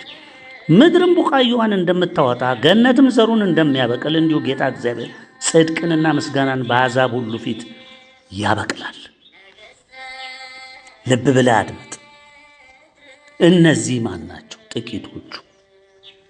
ጥቂቶቹ ወገኖቼ። እንዲሁ ዝም ብሎ የሚነገር ቃል አይደለም። ሕሊና ካላችሁ፣ ማስተዋል ካላችሁ፣ እውነቶችን ማገናዘብ ከቻላችሁ፣ ውሸትና እውነትን መለየት ከቻላችሁ፣ በዚህ ዘመን የሚሰራውን የሚደረገውን ሁሉ በሚገባ ከተረዳችሁ እግዚአብሔር በፍርድ ሥራው ምን እየሰራ እንደሆነ ለማስተዋል አትቸገሩ። እግዚአብሔር ሕሊናውን የከፈተለት ሰው፣ እግዚአብሔር የወደደው ሰው፣ በማስተዋል ሕሊናው የተሞላ ሰው፣ እምነትን የተጎናጸፈ ሰው። እንግዲህ ወገኖቼ እስከ ዛሬ እኛ የምናስተምረው እኮ እምነትን ነው። የምናስተምረው እምነትን እንድጨብጡ ነው። የአባቶቻችንን ሕይወት እንድትጨብጡ ነው። አባቶቻችን ችግሮቻቸውን ሁሉ የፈቱት፣ ጥያቄዎቻቸውን ሁሉ መልስ ያገኙበት፣ የመጣውን ማዕበል የተቋቋሙበት፣ መከራን ያስወገዱበት፣ በድል የተረማመዱበት እምነታቸው ነው። አለ እምነት ምንም ማሸነፍ አይቻልም። በጥርጥር ውስጥ የተሞላ ሕሊና የተሸከመ ሰው የእምነት ሰው አይደለም። የእምነት ሰው እኮ ምንም አይነት ጥያቄዎች በውስጡ ሊነሱ አይችሉም። ከተነሱም ወደ ፈጣሪው አቤት ይላል። ምንድን ነው ይሄ ማለት ብሎ አምላኩን ይጠይቃል፣ መልስ ያገኛል። የእግዚአብሔር ባሪያ ነው፣ የእግዚአብሔር ልጅ ነው፣ በመድኃኔ ዓለም የሚታመን ነው፣ በድንግል የሚታመን ነው፣ እምነቱ የጸና ነው፣ መመልከቻው መነጽሩ እምነቱ ነው። ስለዚህ ምንም ነገር የሚያጠራጥር ነገር ሲነሳ በህሊናው ቀጥታ ጥያቄው ወዴት ነው የሚቃኘው? ወደ አምላኩ። መታመኛው አምላኩ ነው። የሚያምለው አምላኩን ነው። የሚያምለው እናቱን ድንግልን ነው። ከሰው እኮ ምንም አይገኝም ወገኖቼ። እግዚአብሔር የነገራቸውን ይነግሯችሁ እንደሆን እንጂ ሰዎች እነሱም ትክክለኞች ከሆኑ እግዚአብሔር ያስመለከታቸውን ይነግሯችሁ ይሆናል። ትክክለኞች ከሆኑ እነሱም ያም ቢሆን በሰዎች የሚነገረው ሙሉ ሆኖ ላያረካችሁ ይችላል። የሚያረካው ምን አይነት ቃል ነው? የእግዚአብሔር ማጽናኛ ቃል ነው። በራእይ በህልም በቃሉ በተለያየ መንገድ እግዚአብሔር ይናገራል። እግዚአብሔር ይናገራል፣ በዚህም በዚያ ይናገራል፣ ሰው ግን አያስተውለውም ይላል ቃሉ። አያችሁ፣ ማስተዋል ካልተሳነን፣ የእምነት ድህነት ከሌለብን፣ ከእግዚአብሔር ጋር ያለን ቁርኝት መስመር ያለው ደርዝ ያለው ከሆነ አንዳች የማይመለስልን፣ አንዳች የማንፈታው ችግር፣ አንዳች የማንጫማው የጠላት ኃይል የለም። ሁሉን ረግጠን ማለፍ እንችላለን። አሁንም እነዚህ ይህንን የታደሉት ደግሞ ጥቂቶቹ ናቸው። ያው ደጋግመን እየነገርናቸው ያለ ነው። ልብ ብላችሁ እንድጨብጡ ነው። ይሄ ሁሉ ህዝብ ለምን ይጠፋል? ይሄ ሁሉ ህዝብ ለምን እውነት አይረዳም? ብዙ ጥያቄዎች ውስጥ ትገባላችሁ። ህሊናችሁ በብዙ ጥያቄ ይወጠራል። ጥቂቶች ስለሆናችሁ እድል ፈንታችሁ የዚህ ዓለም እድል ፈንታ አይደለም። እድላችሁ የሰማይም የከበረ ህይወት ነው። በምድርም ደግሞ እግዚአብሔር ያከበረው ነፍሳችሁ በብዙ ጦርነት ውስጥ በብዙ ውጊያ ውስጥ አምላኳ ላይ ታምና ጸንታ ባለድል እንድትሆን እግዚአብሔር እድል የሰጣት ህይወት ስለሆነች በዚህ ነው የተመረጣችሁት። እግዚአብሔር ለምን መረጠን ማለት ይቻላል ወገኖች? አይቻልም። በቃ መረጠ። ከመረጠ መረጠህ ነው። ያልተመረጥክ ደግሞ አብ ያላበቀለው ደግሞ ይጠወልጋል እንጂ ይደርቃል እንጂ አይዘልቅም። የተለያየ መሰናክል አሰናክሏቸውም እንደዚሁ የሚጠፉ በቃ ወሬ የሚያዳምጡ በልባቸው ግን እምነት የሌለ ያ እምነት ደግሞ ባዶ የሆኑ ሰዎች ምን ቢፍጨረጨሩ እምነትን ሊላበሱት አይችሉም። ይታደሉታል እንጂ አይታገሉትም ወገኖቼ። እግዚአብሔር ያደላቸው ሰዎች ህሊናቸውን ሲከፍትላቸው የእምነት ህሊና ይኖራቸዋል። አብርሃም በመታደሉ እኮ ነው ከዛ ከቤተሰቡ ከካራን ምድር ለቆ የወጣው እኮ እግዚአብሔር ስለመረጠው ነው። ከዛ ቤተሰብ እድለኛ ስለሆነ ነው። ቀድሞም ልቡ የቀና ስለሆነ ነው። እግዚአብሔርም ስለጻፈው ነው። እንዴት እንደወጣ ልብ ብላችሁ ማንም ያረጋዋል በማይባለው መልኩ ድምፅ ሰማ፣ የአምላኩን ድምፅ ሰማ፣ ቃሉን ሰማ፣ ወስኖ ወጣ። በቃ ያ ሁሉ ህዝብ፣ ያ ሁሉ ቤተሰብ፣ ያ ሁሉ ወገኖቹ ሁሉ ግን በሱ ላይ ተነሱ። እንዴት? አምላክ እያለን ይሄው ገንቦ ማሰሮ ምናምን ይሄው ጣዖቱ ሞልቷል። አምላክ አለን፣ ብዙ አምላክ አለን። ወዴት ነው የምትሄደው? እንዲህ ብለው የተከራከሩት ሁሉ ህዝቦች በዛ ሰዓት የጣዖት አምላኪዎች በእግዚአብሔር ልብ ውስጥ የሌሉ ያልተጻፉ፣ እሱ ግን የተመረጠ እግዚአብሔር የመረጠው ለበጎ ያሰበው ሊያከብረው የወደደው ሰው ስለነበረ አብርሃም ሰማ። ልቡናውን እግዚአብሔር እንዲሰማ ስላደረገለት ሰማ፣ አመለጠ፣ ወጣ። ዛሬም ይሄው ነው ወገኖቼ። የኢትዮጵያ ዓለም ብርሃን ቤተሰቦች እውነተኞቹ የእግዚአብሔርን ድምፅ ሰሙ፣ ተረዱ፣ አወቁ፣ አስተዋሉ፣ በውጣ ውረዱ ሁሉ ጸኑ፣ ከአምላካቸው ጋር ተጣበቁ፣ ከእናታቸው ጋር ተጣበቁ። የሚሰሙት ቃሉን ብቻ ነው። የዚህን ዓለም ጫጫታ ዛሬ ቴክኖሎጂው ምድሩን ከድኗል። ሚዲያው ሙሉ ነው። ሶሻል ሚዲያው ምኑ የሚወራው ስፍር ቁጥር የለውም። ይህ ሁሉ ሳይበግራቸው በአምላካቸው ድምፅ ላይ ብቻ በቃሉ ላይ ብቻ መሰረት አድርገው የሚያዩትንና የሚገነዘቡትን ሁሉ እየተገነዘቡ የሚያጠራጥራቸውን ጥያቄ የፈጠረባቸውን ከአምላካቸው ጠይቀው እየተረዱ መልስም እያገኙ እየጸኑ እየበረቱ ከወተት ጠጭነት አጥንት ቆርጥመው ብርታትን አግኝተው በእምነትም ሙሉ ሰው ሆነው በእምነት አሻግረው እያዩ ወገኖች ደጋግመን ነግረናችኋል። የእኛ ተልእኮ ቤተሰቦቻችንንም ሆነ የሚሰማንን ቅን የዋህ ትሑት ሕዝብ እምነት ማስጨበጥ ነው። እምነት ያልጨበጠ ሕሊና ያለው ሰው ሁልጊዜ በጥያቄ የተሞላ ነው። ለዚህም ጠያቂ ነው፣ ለዛም ጠያቂ ነው፣ ለዚህም ጠያቂ ነው። ደግሞ ጥያቄ ይጠይቅ የሚፈልገው ከየት ነው? መልስ ከሰው ነው የሚፈልገው። እዛም ይሄዳል፣ እዚህም ይሄዳል። ነፍሱም ሳትረካ እንደተቅበዘበዘች ውጤት አልባ ይሆናል። ከዚህ ሁሉ ሩጫ ይልቅ አንድ ሱባኤ ወስዶ ወደ ፈጣሪው ቢጮህና ቢያለቅስ አይምሮን ወደዛ ቀንቶ አምላኬ ሆይ ይሄ ነገር ግልጽ አልሆነልኝም፣ ይሄ ነገር ምንድን ነው? ስለ ሰውም ቢሆን ስለኛ ስለ እረኞችም ምንነትም ቢሆን ስለፈለገው ጉዳይ ቢሆን ስለ ወቅቱም ይሁን ስለ መጪውም ሁኔታ ይሁን ማንኛውንም ነገር እግዚአብሔር አትጠይቀኝ አላለም። ጠይቀኝ እኔ መልሳለሁ ነው የሚለው ቃሉ። እግዚአብሔር እኔ መልሳለሁ እኔን ጠይቀኝ እንጂ ሌላ ጠይቅና ተቸገር እኮ አላለም። ወደዚያ ተቅበዝበዝ ወደዚህ ተቅበዝበዝ አላለም። ሰክነህ አይምሮህን አስክነህ በትዕግስት ተላብሰህ ልብህን ንጹሕ አድርገህ በተሰበረ ልብ ወደ እኔ ቅረብ፣ ጠይቀኝ፣ ሁሉንም እነግርሃለሁ። የኔ ልጅ ልጄ ላደርግህ የመረጥኩ ባሪያዬ ነህ ነው የሚለው። እንግዲህ ከዚህ በላይ ምን ሊነገር ይፈለጋል?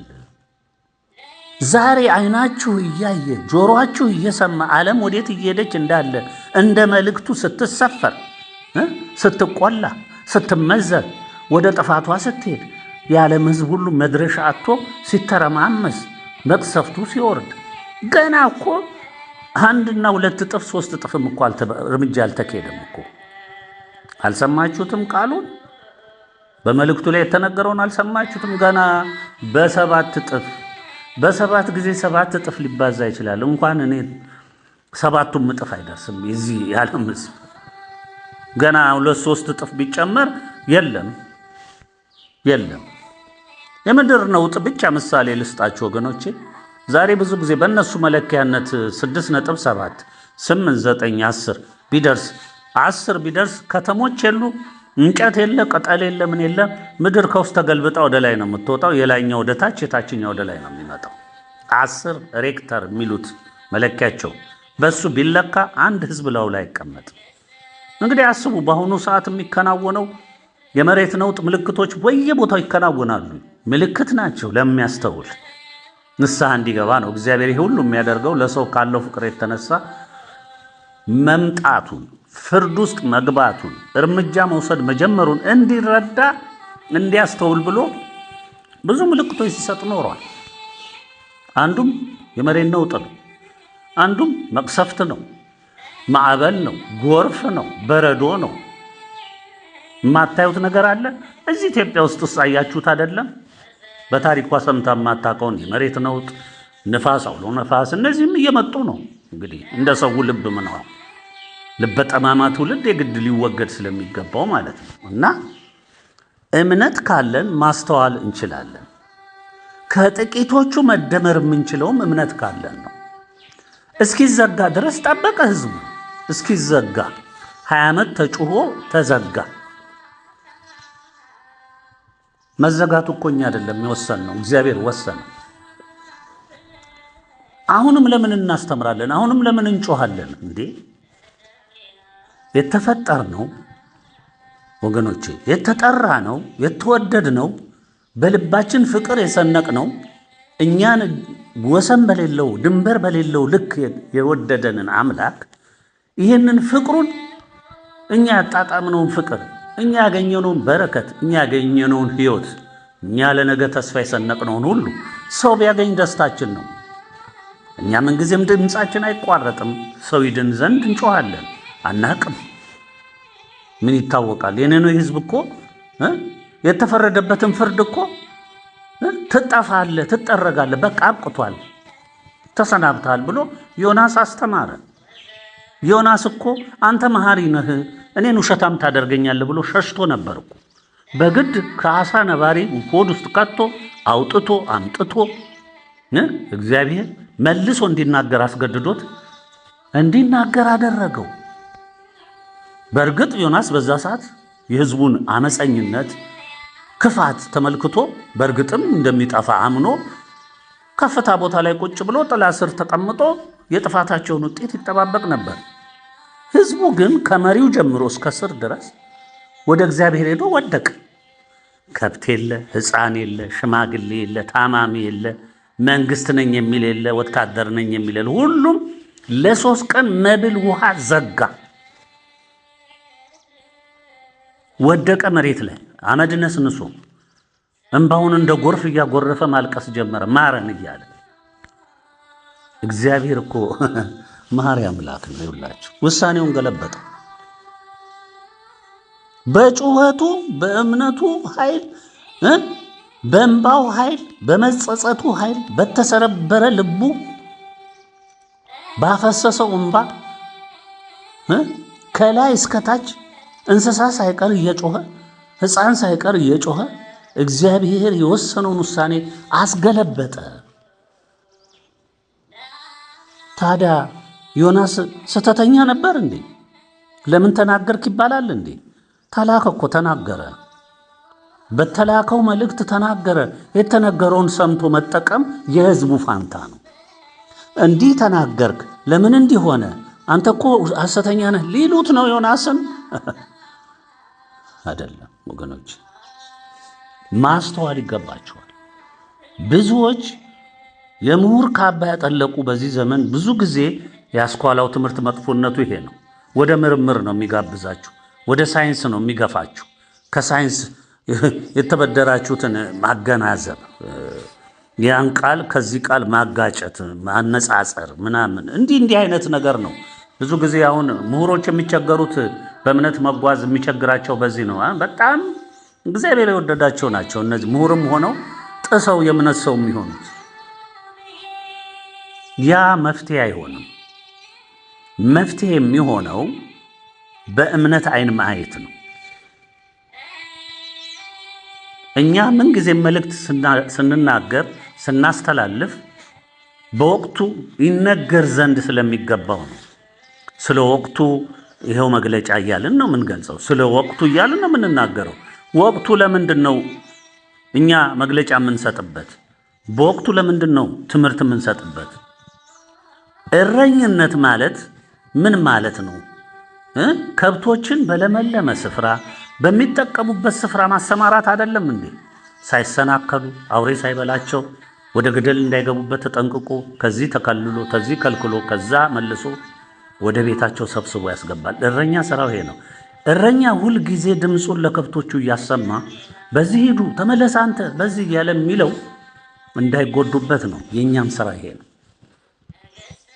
ምንጊዜም ስንናገር፣ ምንጊዜም ስናስተምር ቤተሰቦቻችን እንዳይጎዱ፣ የእግዚአብሔርን ቃል የሚያደምጡ ሁሉ እንዳይጎዱ፣ ስተው እንዳይጠፉ፣ በተመሰረቱበት እውነት እንዲጸኑ፣ የዋሃንም ቅኖችም ትሑቶችም ሁሉ እንዲጸኑ ነው የምንለፈው። እግዚአብሔር ያዘዘንም እንዲህ እንድናደርግ ነው። እና አንዳንዶች በጥያቄ የተሞላ ሕይወት ያላቸው ወገኖቻችን አሉ። እግዚአብሔርን እየጠየቁ መልስ ሊያገኙ ይችላሉ። የተጋጨ የሚመስላችሁ ቃል የሚጋጭ ቃል የለም። እንደ ወቅቱ የተሰጠ መልስ ነው። በዚህ ውስጥ ደግሞ እግዚአብሔር በምህረት የሚከድነው ነገር አለ። እግዚአብሔር ለምን ማርክ አይባልም? በውሳኔው ጸንቶ ደግሞ በዛው ተጠርጉም የሚጠፋ አለ። እግዚአብሔር ለምን ይህንን አደረክ አይባልም። ሁሉም የሚከናወነው በእግዚአብሔር ፈቃድ ነው። ብዙዎች አሁን ወገኖቼ በዛው በዚህ በጠፋው ቤተ ክህነት ውስጥ ተሰብስበው ካቶሊኩም መናፍቁም እዛም ተሐድሶም ምኑም ይሄ የስብከት እውቀት ወይም የቃሉን ጥበብ ተምረናል እያሉ በሳይንስ ስሌት ዲግሪ ዶክተር ፕሮፌሰር ነን እያሉ የሚሉ ሁሉ ቁራጭ ቅንጣት ሰናፍጭ የምታክል እንኳን እምነት የሌላቸው በቃሉ ግን ተራራ የሚያናጉ የሚመስሉ እነዚህ ሁሉ ከእግዚአብሔር ተቆርጠው የጠፉ ሁሉ አሁን ግራ ስለገባቸው አሁን ሕይወታቸው ወደ ምን መጣ? እኛን እንዳጥፊ እኛን እንደ አዲስ እምነት ሰባኪ አድርገው ብዙ ነገር ሲናገሩ በእኛ ላይ እንዳልነበሩ ሕዝብን እንዳጠፋን ተደርጎ ዛሬም ድረስ ይህንኑ ይናገራሉ ተደርጎ ሲሰበክ ኖሯል። አሁን እውነቱ አፍጥጦ ሲመጣ ምን ሆኑ? እንደነዚህ አይነት ሰዎች በሙሉ በጥያቄ ተሞሉ። ግራ ገባቸው። ከነሱ በላይ አዋቂ የለ፣ ከነሱ በላይ ስለ እምነቱ የሚተረትር የለ።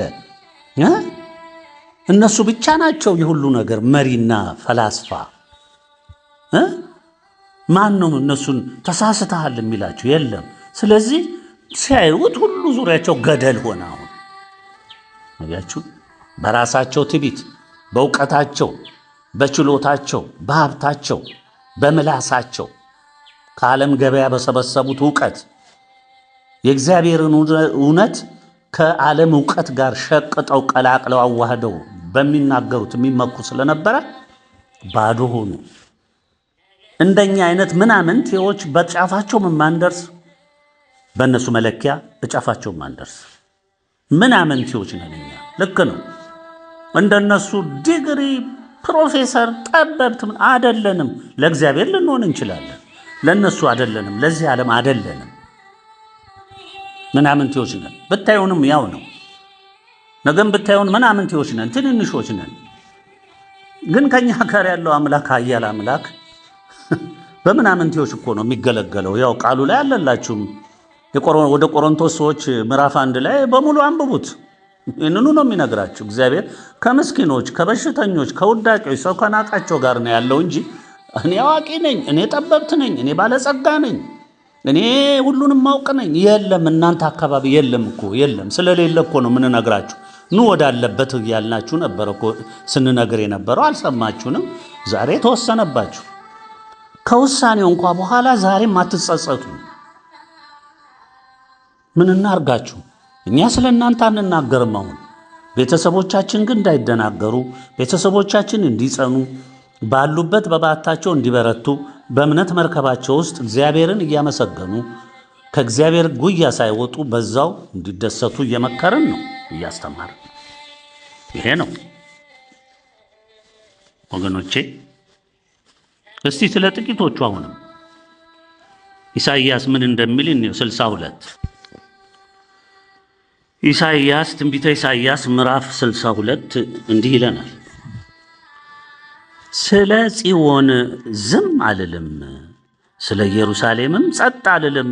ጽድቋ እንደ ጸዳል መዳኗም እንደሚበራ ፋና እስኪወጣ ድረስ አሕዛብም ጽድቅሽን፣ ነገሥታትም ሁሉ ክብርሽን ያያሉ። የእግዚአብሔርም አፍ በሚጠራበት በአዲሱ ስም ትጠሪያለሽ። በእግዚአብሔር እጅ የክብር አክሊል፣ በአምላክሽም እጅ የመንግሥት ዘውድ ትሆኛለሽ። ከእንግዲህ ወዲህ የተተወች አትባይም፣ ምድርሽም ከእንግዲህ ወዲህም ውድማ አትባልም።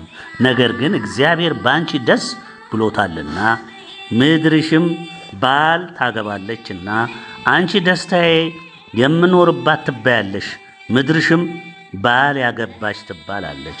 ጎልማሳም ድንግሊቱም እንደሚያገባ እንዲሁ ልጆችሽ ያገቡሻል። ሙሽራም በሙሽራይቱ ደስ እንደሚለው እንዲሁ አምላክሽ ባንቺ ደስ ይለዋል። ሰማችሁ ወገኖቼ? ጥቂቶቹ ይሄ ነው። እግዚአብሔር የወደዳቸው ጥቂቶቹ ይሄ ነው እድል ፈንታቸው። ከፊታቸው እየመጣ ያለው ወገኖች ይሄ ነው። የጥቂቶቹ ተስፋ፣ የጥቂቶቹ ሽልማት እግዚአብሔር መንፈስ ቅዱስ እየመራ እያስተማረ እየወቀሰ እየገሰጸ በእሳት ሁሉ አሳልፎ ለዚህ ሊያበቃቸው ነው፣ ለክብር ሊያበቃቸው ነው ያዘጋጃቸው። ይህን ልብ ልትሉ ይገባል። ኢየሩሳሌም ሆይ ግቦኞች በቅጥርሽ ላይ አቁሜአለሁ። ቀንና ሌሊት ከቶ ዝም አይሉም። እናንተ እግዚአብሔርን የምታሳስቡ ኢየሩሳሌምን እስኪያጸና በምድርም ላይ ምስጋና እስኪያደርጋት ድረስ አትረፉ፣ ለእርሱም ረፍት አትስጡ። አያችሁ፣ አሁን ድረስ ጉቦኞቹም ኃጢአተኞቹም ክፎቹ በእኛ ላይ አይደለ ያሉት? ዘመቻ አሁንም እኛ ላይ ናቸው። እግዚአብሔር ምን እንዳላያችሁ አሁን ቃሉን ሰማችሁት? አትረፍ፣ ጸልይ፣ ለምን፣ ጠይቅ። አንተ እኮ የምህረት ሰው ነህ። አንተ እኮ በጎ ሰው ነህ። አንተ እግዚአብሔር ልብህን ያቀናልህ የዋህ ትሁት ሰው ነህ። ለሰው ሁሉ በጎ የምትመኝ ነህ። የትዕግስት ሰው ነህ። የፍቅር ሰው ነህ። የማስተዋል ሰው ነህ። እግዚአብሔር ለዚህ ሁሉ ክብር የሚያበቃ ይህን ሁሉ ስለተጎናጸፍክ በትግልህ፣ በትምህርትህ፣ በህይወትህ ሁሉ እግዚአብሔር እያጸና እያሳደገ ያመጣህ የእግዚአብሔር ባሪያ ነህ። ሁሌም ምህረት ጠያቂ ነህ። አንተ ሁሌም ለሰው በጎ አሳቢ ነህ። ይሄ ነው የጥቂቶች ህይወት። ይሄ ነው የእኛ የኢትዮጵያ ዓለም ብርሃን ቤተሰቦችም ህይወት። ይሄ ነው ወገኖቼ። ቃሉ የሚነግረንን ልብ ብላችሁ አስተውሉ። አትረፉ፣ ለእርሱም ረፍት አትስጡ ማለት በምንድን ነው? በጾም በጸሎት። እግዚአብሔር ከእንግዲህ ወዲህ በእርግጥ ለጠላቶችሽ መብል ይሆን ዘንድ እህልሽን አልሰጥም፣ መጻተኞቹም የደከምሽበትን ወይንሽን አይጠጡም፣ ነገር ግን የሰበሰቡት ይበሉታል፣ እግዚአብሔርም ያመሰግናሉ፣ ያከማቹትንም በመቅደሴ አደባባይ ላይ ይጠጡታል ብሎ በቀኙና በኃይሉ ክንድ ምሏል። ይኸውላችሁ እንግዲህ ይሄ ነው እግዚአብሔር ምሏል። በቃ ከቃሉ በላይ ያለ ወገኖች፣ በስሙ እኮ ነው የማለው እግዚአብሔር። የሚናወጽ ነገር የለም። የኢትዮጵያ ዓለም ብርሃን ቤተሰቦች ልትፈነጥዙ ልትደሰቱ ይገባል። ይህ ጥርጥር ጥያቄ፣ ይህ እንደዚህ ጎደለ፣ ይህ በዚህ ወጣ ወረደ፣ እከሌ እንዲህ ያደረገ ስትካሰስ የምትውል ሁሉ ነግሬሃለሁ። ደክመ መና እንዳትቀር። በስተመጨረሻ በፍርድ ሰዓት አካባቢ ሲጨልም ጊዜ በምስጋና ትጋ፣ በጸሎት ትጋ፣ በፍቅር ትጋ። ሐሜት፣ ትችት፣ ነቀፋ፣ ክርክር፣ ጭቅጭቅ፣ ህሊና ይሄን ሁሉ አስወግድ። አያገለግልህም። በመጨረሻዋ ሰዓት፣ በማምለጫ ሰዓት፣ ድል በማድረጊያ ሰዓት እንዳትወድቅ ተጠንቀቅ። ሁላችሁም የምነግራችሁ ይህንን ነው። አልፎ አልፎ የምሰማው ስላለ በቤተሰቦቻችን አካባቢ የጠላትን ስልታዊ ጥቃት የማትረዱ ብዙ ጊዜ ከፍቅር ይልቅ ጭቅጭቅን የምታነግሱ ለወንድሞቻችሁ መልካም ከማሰብ ለእህቶቻችሁ መልካም ከማሰብ ይልቅ ክፉን የምታስቡ ትንሿን ጥፋት ትልቅ አድርጋችሁ የምትጨቃጨቁ ይሄ ሁሉ የእግዚአብሔር ትምህርት አይደለም። ያውም በዚህ ሰዓት ህሊናችሁ እያየ እያስተዋለ እየተፈጸመ ነገር ሁሉ እያያችሁ እንዴት ወደዚህ ስህተት እንደምትገቡ ለአንዳንዶቻችሁ እገረማለሁ። በማስተዋል ተራመዱ። እግዚአብሔር በእጃችሁ ላይ ያስቀመጠውን ወርቅ እንቁ መዳብ እንዳይሆንባችሁ ተጠንቀቁ። የፍቅር ባለዕዳ እንዳትሆኑ።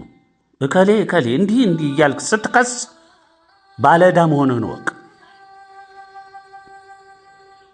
በእግዚአብሔር ቤት ውስጥ ሆነ በእግዚአብሔር ጥበቃ ውስጥ ሆነ በዙሪያ ቅዱሳን መላእክት ከበው እያለ አንተ አመፅ ምሰራ ከሆነ የእነሱ ሰይፍ ለመቅሰፍትም ጭምር ያገለግላል። አስብና ተጓዝ። አስተውለ ተጓዝ። የደከምክበትን እያፈሰስክ አትሂድ። የተቀደደ ከረጢት ተሸክመ እንደመሄድ ማለት ነው። ከስር እያፈሰሰ በረከቱን እያፈሰሰ እየጣለ ይሄዳል። በኋላ ባዶ ከረጢት ይዞ ይቀራል። እንደዛ እንዳትሆን ተጠንቀቅ። ስተቶችን አርም። የፍቅር ጉድለት አይኖርባችሁ። እርስ በርሳችሁ ተከባበሩ፣ ተፈቃቀሩ፣ ተዋደዱ። ለሌላው ብርሃን ትሆናላችሁ። የተሰጣችሁ ስም ምንድን ነው? የኢትዮጵያ ዓለም ብርሃን ቤተሰብ። ብርሃን ነው እኮ ማሳየት ያለብህ። ጨለማ ነው እንደምታሳየው? ይህንን የጨለማ ባህሪ፣ ይሄ ጭቅጭቅ፣ ንትርክ፣ እዚያ ጎደለ፣ እዚህ ሞላ፣ እዚህ አነሰ፣ እዚህ ጠብ፣ እከሌ እኮ እንዲህ ነው፣ ከሊት እንዲህ ናት፣ ይሄንን የምትሉ ሰዎች ካላችሁ የመጨረሻ አሁን የምነግራችሁ ይሄ ማስጠንቀቂያ ይሄ ነው። እግዚአብሔር በፍርድ እንቅስቃሴ ውስጥ ነው ያለው። በእርምጃ ውስጥ ነው ያለው። መሸሸጊያ በኋላ እንዳታጣ። እንዴ ቃል ኪዳኑ ነበረ። ቃል ኪዳኑን በተግባር እየኖርክ ነው የምታከብረው። እሱም የሚያከብር ቃል ኪዳኑም አንተም በተግባር ስትንቀሳቀስ ነው። ስትተገብረው ነው እግዚአብሔር ያዘዘው። ልበ ንጹህ ስትሆን ነው። ይኸው በቅርብ ትምህርት ሰጥተናል። ልበ ንጹህ ስትሆን ብቻ ነው ቃል ኪዳኑ በአንተም ላይ ይሰራል። ቃል ኪዳኑ ጥፋት መሸፈኛ አይደለም። ማንም ሰው ደግሞ እግዚአብሔር ለክብር ሊወስደው ይችላል፣ እግዚአብሔር በቅጣትም ሊወስደው ይችላል። በእኛም ቤተሰብ ላይ ይሄ ይሰራል እንድታውቁ። የዘላለም ሕይወት የታወጀው እኮ ላይ ሄደን መንግሥተ ሰማያት ገነት ነው እንጂ እዚህ ምድር ላይ እኮ የዘላለም ሕይወት የለም። ነገር ግን እግዚአብሔር በሁለት መንገድ ነው የሚሄደው። ይህንንም በኋላ ላይ ከቃሉ እናየዋለን፣ ወደ ኋላ ላይ እናየዋለን። በሁለት መንገድ ነው የሚሄደው። አንዱ ለቅጣት ነው፣ አንደኛው ለማክበር ነው፣ ለታላቅ ሽልማት ነው። እንደነ ሰማዕቱ ጊዮርጊስ እንደነ አርሴማ ገና በልጅነት ነጥቆ የሚወስደው ሊያከብር ስለፈለገ ነው። እግዚአብሔር ስለወደደ፣ እጅግ ስለወደደ አክብሮ በከፍተኛ ደረጃ በእምነት ጫፍ ላይ የደረሰውን ባሪያውን ሰማዕቱ ጊዮርጊስን አክብሮ አክሊሉን አቀዳጅቶ ሰጥቶት ከነ ክብሩ ወሰደው ወደሚበልጠው በሰው ሕሊና ሁሉ ሊገመት ወደማይችለው ታላቅ ክብር ውስጥ አሳረገው። ሰማዕቱ አርሴማ ገና በልጅነቷ ያን ሁሉ ክብር የተቀዳጀችው ለምንድን ነው? ማቆየት አቅቶት ነው? እግዚአብሔር ወደሚበልጠው በሰው ሕሊና ወደማይገመተው አክብሮ ይወስዳል እግዚአብሔር። ምድር ላይ ያለው ሁሉ ጊዜያዊ ሕይወት ነው። ምድር ራሷ ጊዜያዊ ናት። ሰማይ የምታይ ሁሉ ጊዜያዊ ነው። ሁሉም እግዚአብሔር በጊዜያዊነት በመቆያነት የዘጋው ነው። አስተውሉ።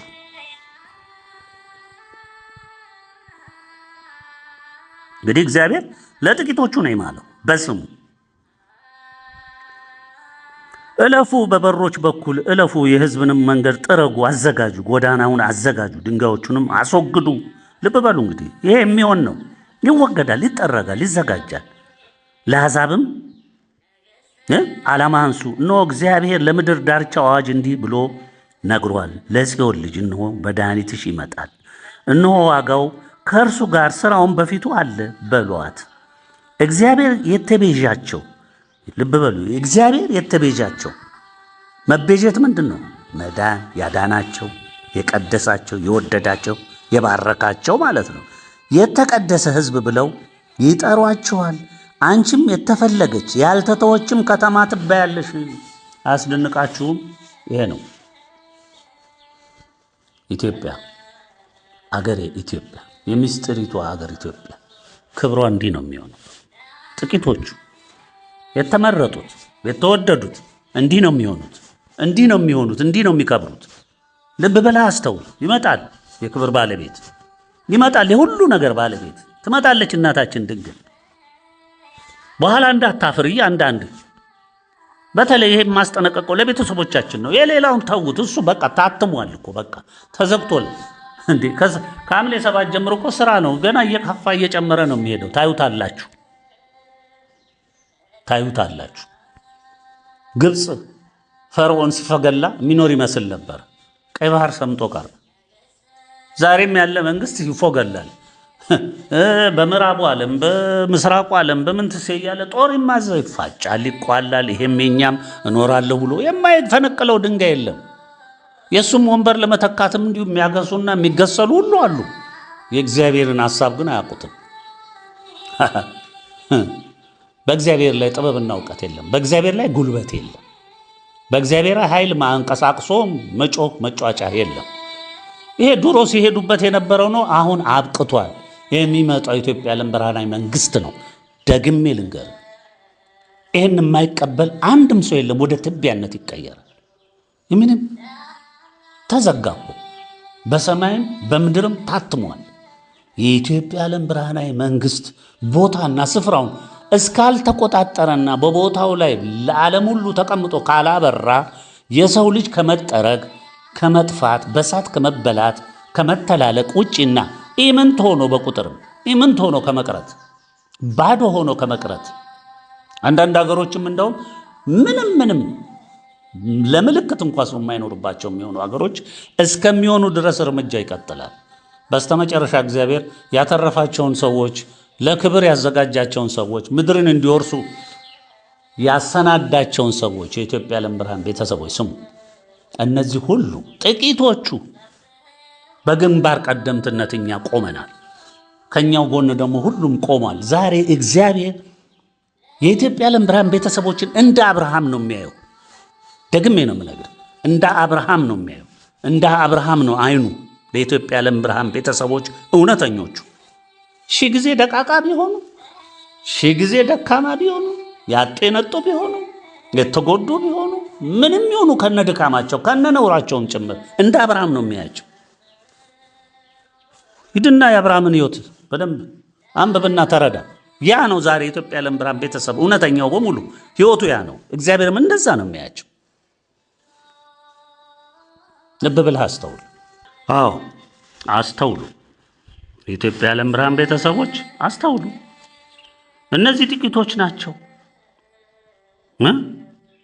በጠባቡ መንገድ ተጉዘው እዚህ ሰዓት የደረሱት።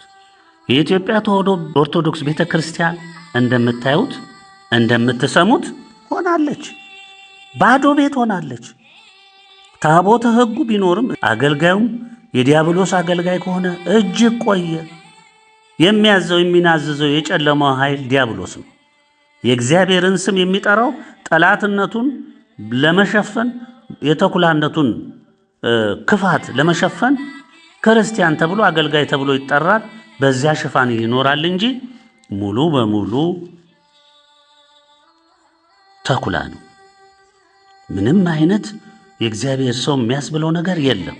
ልብሱ ይመስላል፣ አለባበሱ ይመስላል፣ አነጋገሩን አጥንቶታልና የእግዚአብሔርን ቃል እያነሳ ሲናገር ይመስላል፣ ግን ተኩላ ነው።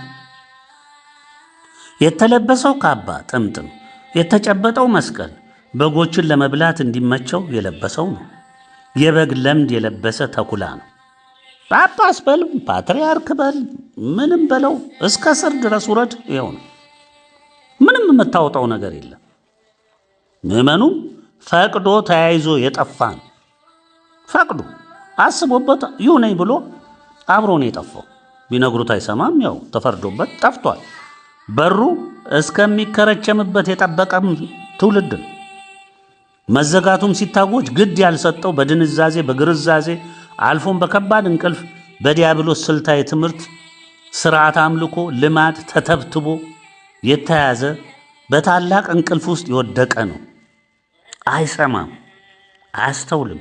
ያስተውል ዘንድ የሚገባ አእምሮ እግዚአብሔር ሰጥቶታል፣ ግን አያስተውልም። በመሆኑም ወደማይመለስበት የጥፋት መንገድ ዘልቋል። በቅርቡም እንደ መልእክታቱ አገላለጽ ሲጠናቀቅ እናያለን። የታሪክን ምስክር ሆነን እንቆማለን።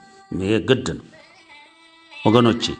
የኢትዮጵያ ዓለም ብርሃን ቤተሰቦች፣ ቅን የዋህ ትሑት ሕዝቦች፣ እውነታችሁን ጨብጣችሁ በጽናት የቆማችሁ እጅግ ጥቂቶች፣ በቀዳሚነትም በመድኃኔ ዓለምም በድንግልም የተወደዳችሁ ዛሬም ጽኑ ነገም ጽኑ የዲያብሎስ ሽንገላ መጠነ ሰፊ ፕሮፓጋንዳ የማያቋርጥ ስልታዊ ዘመቻ እንዳያሰናክላችሁ፣ እንዳያሳስባችሁ፣ እንዳያደናቅፋችሁ በጸሎት በጾም ትጉ፣ ተጠንቀቁ። ጨለማው መከራው ጥፋቱ ሲበረታ የዲያብሎስ ስልትም በጣም በዛው ልክ እየረቀቀ ስለሚሄድ የማይነጋ ስለሚመስል እንደዛ እንዳይመስላችሁ ተጠንቀቁ። ነገር ግን ሌት ሆኖ ቀንም እንደሚሆን ይሄ እግዚአብሔር ሕግ እንደሆነ ቀን እንላለን፣ ሌሊት እንላለን። ሌሊት ጨለማ ነው፣ ቀን ደግሞ ፀሐይ ወጣ ብርሃን ነው። ልክ እንደዛው እንደሚሆን እንደ ጨለመ ሁሉ ይነጋል። ዓለም በሙሉ ሰምቷል፣ ያውቃል። በሩም እንደተከረቸመም ተረድቷል። መጠረጉን ነው የሚጠብቀው። የግብፅን ሕዝብ አስታውሱ። ከ10 በላይ የመቅሰፍት አይነቶች ሲወርድበት ከነመሪው ፈርዖን ጭምር ልባቸውን አደነደኑ እንጂ ለቀላል ቅጣት አልተንበረከኩም። እንዲያውም የለበሷቸው የሰበሰቧቸው ፈርዖንም ባለሟሎቹም ሕዝቡም የሚታመንባቸው ጠንቋዮች፣ ጠጠርጣዮች፣ አጋንንት ሳቢዎች ባስማታቸው የእግዚአብሔርን ጣት የሚያቆሙ መስሏቸው ነበር። ዲያብሎስ በእነሱ አጠራር በዛ ሰዓት ሶካር ነው የሚሉት በሚባለው ጣዖታቸው ባስታጠቃቸው ስልት የእግዚአብሔርን ባሪያዎች ሙሴን፣ አሮንንና ኢያሱን ለመገዳደር ሞክረውም ነበር። ይህም በእግዚአብሔር ቃል ውስጥ የሰፈረ እውነት ነው፣ ሰምታችሁታል። ነገር ግን የእግዚአብሔርን ጣት እየከበደ ስትሄድ ወደ መጨረሻው ጥፋት ሲደርስ ሁሉም ነገር ጨለመባቸው። ሞትም በግልጽ ነገሰባቸው። ሞትም ሞት ነው፣ ፍርሃቱም ከባድ ነበርና በሙሴ በአሮን በኢያሱ በመላው የእስራኤል ሕዝብ እግር ስር ወድቀው ውጡልን፣ አገራችንን ብቻ ለቃችሁ ውጡልን ብለው እስከ መለመን ወርቃቸውን እንቋቸውን በምርኮ እስከ መስጠት ደረሱ። ዛሬም ይሄ ነው የሚሆነው ምነግርህ። ነገም ወደድክም ጠላኸውም በኢትዮጵያ ዓለም ብርሃናዊ መንግሥት እግር ስር ወድቀ የደም እንባ እያጎረፍክ፣ ግልጽ ነው ስመው፣ እያጎረፍክ ከመከራው ከመቅሰፍቱ ከጠረጋው ከእሳቱ ከማዕበሉ ከዚህ ሁሉ ተራፊው የሆንክ ጥቂት ሕዝብ ለእግዚአብሔር ሕዝቦች ባሪያ እንድትሆን የተፈረደብህ ወድቀህ ትለምናለህ። እውነተኛው የኢትዮጵያ ዓለም ብርሃን ቤተሰቦች በምድሪት ሁሉ ሲነግሱ ታያለህ። የቸሩ መድኃኔዓለም የድንግልም የተወደዱ ካህናት ሆነው አምላካቸውን ሲያገለግሉ ታያለህ። በብርቱ ጉዳት የተረፍከው ነጭ ሆንክ፣ ጥቁር ሆንክ፣ ቢጫ ሆንክ፣ ምንም ያንተ ቀለምና ምንነት አይደለም። ከውድቀትህ ከጥፋትህ ለታሪክ ምስክርነት የተረፍክ ዕድል ለኢትዮጵያ ዓለም ብርሃናዊ መንግሥት ባሪያ ሆነ ማገልገል ነው። ደግሜ ነው የምነግርህ። ለኢትዮጵያ ዓለም ብርሃናዊ መንግሥት ባሪያ ሆነ ነው የምታገለግለው። ጥቂቱ የተረፍከው ለኢትዮጵያ ዓለም ብርሃን ቤተሰብ ባሪያ ሆነ ማገልገል ግዴታ ነው። ይሄ ነው የሚጫንብህ።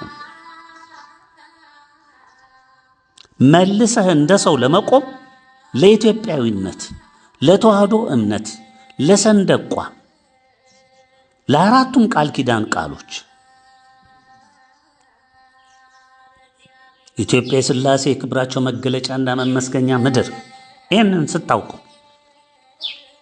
ኢትዮጵያ ርስተ ድንግል ማርያም፣ ኢትዮጵያ ዓለም ብርሃን፣ ኢትዮጵያ ዓለሙ ገዢ፣ ይህን ስትቀበል ስትንበረከክ፣ ያሻችሁን አርጉኝ ብለህ ስትወድቅ፣ ስትጸጸት፣ ስታለቅስ ለባርነት አገልግሎት ትታጫለህ። የእግዚአብሔር ሕዝብ ባሪያ አድርጎ ሲገዛ በቅንነት ይገዛሃል እንጂ እንዳንተ እንዳውሬ እየቀጠቀጠ አይገዛህም። በፍቅር ኃይሉ ይገዛሃል። እንደ ሰው እንድትቆም ደግሞ እድል ይሰጣሃል። የኢትዮጵያ ዓለም ብርሃን ቤተሰብም ሆነ መላው ቅን የዋህ ትሑት ሕዝብ ጨካኝ ገዢ አይደለም። ከእግዚአብሔር የልጅነት ክብር የተጎናጸፈ የፍቅር ሰው ነው። ልቡ በፍቅር የተሞላ ነው። በትህትና የተሞላ ነው። በአክብሮት የተሞላ ነው። ባሪያ ሆነ ማገልገል ለዛን ጊዜ ለዚህ ሕዝብ ባሪያ ሆነ ማገልገል አሁን ካለህበት ከጨለመው ዓለም ያስደስተኛል ከምትለው በላይ ያኔ ትደሰታለህ። እንደ ሰውነት ያከብርሃል። እንደ አገልጋይነትህ ደግሞ ማገልገል አለብህ።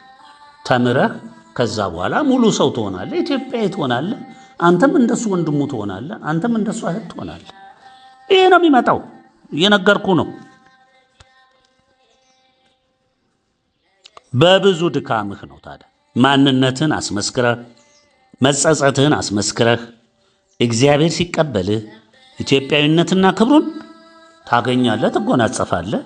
ካለው ከተወደደው ሕዝብ እኩል አንተም ትቆጠራለህ ማለት ነው። የተቀረው እንደነገርናችሁ በቢሊዮኖች የተቆጠረ ሕዝብ ግን ተጠርጎ ግማሹም ያው እሳት ይበለዋል፣ ጎርፍ ይበለዋል፣ መሬት ተናውጣ ወደ ምድር ከርሰ ምድር ይገባል። ምንም አይሆነው ነገር አለ ወገኖቼ። ይሄ ሁሉ ታዩታላችሁ። አሁን ከፊታችሁ ስለሆነ ሁሉንም ታዩታላችሁ። ሲቀናወንም ትመለከታላችሁ።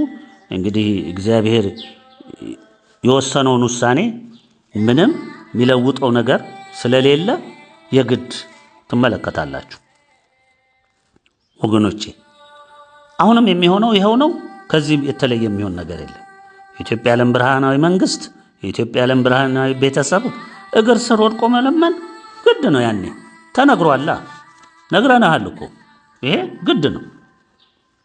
መንግስታት፣ አለቆች፣ ህዝቦች፣ አገሮች ሁሉ የሚገጥማቸው ጣቸው ይኸው ነው።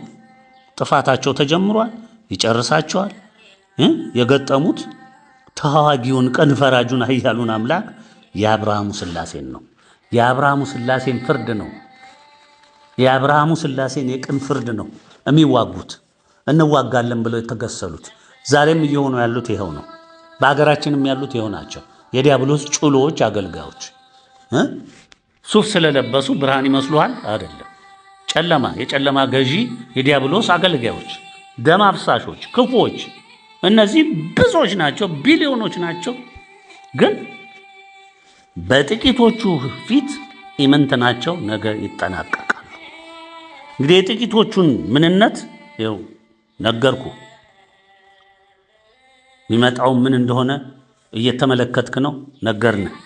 ወደ ሌሎች ለግንዛቤ ወደሚጠቅሙ ትምህርቶች ደግሞ እንሄዳለን።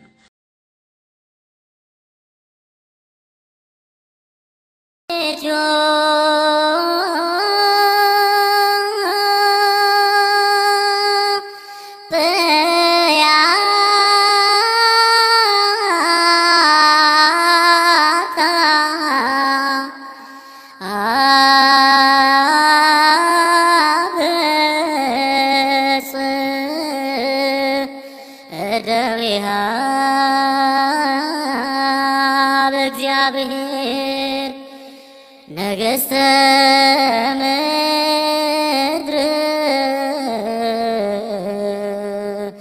ሰብሕዎ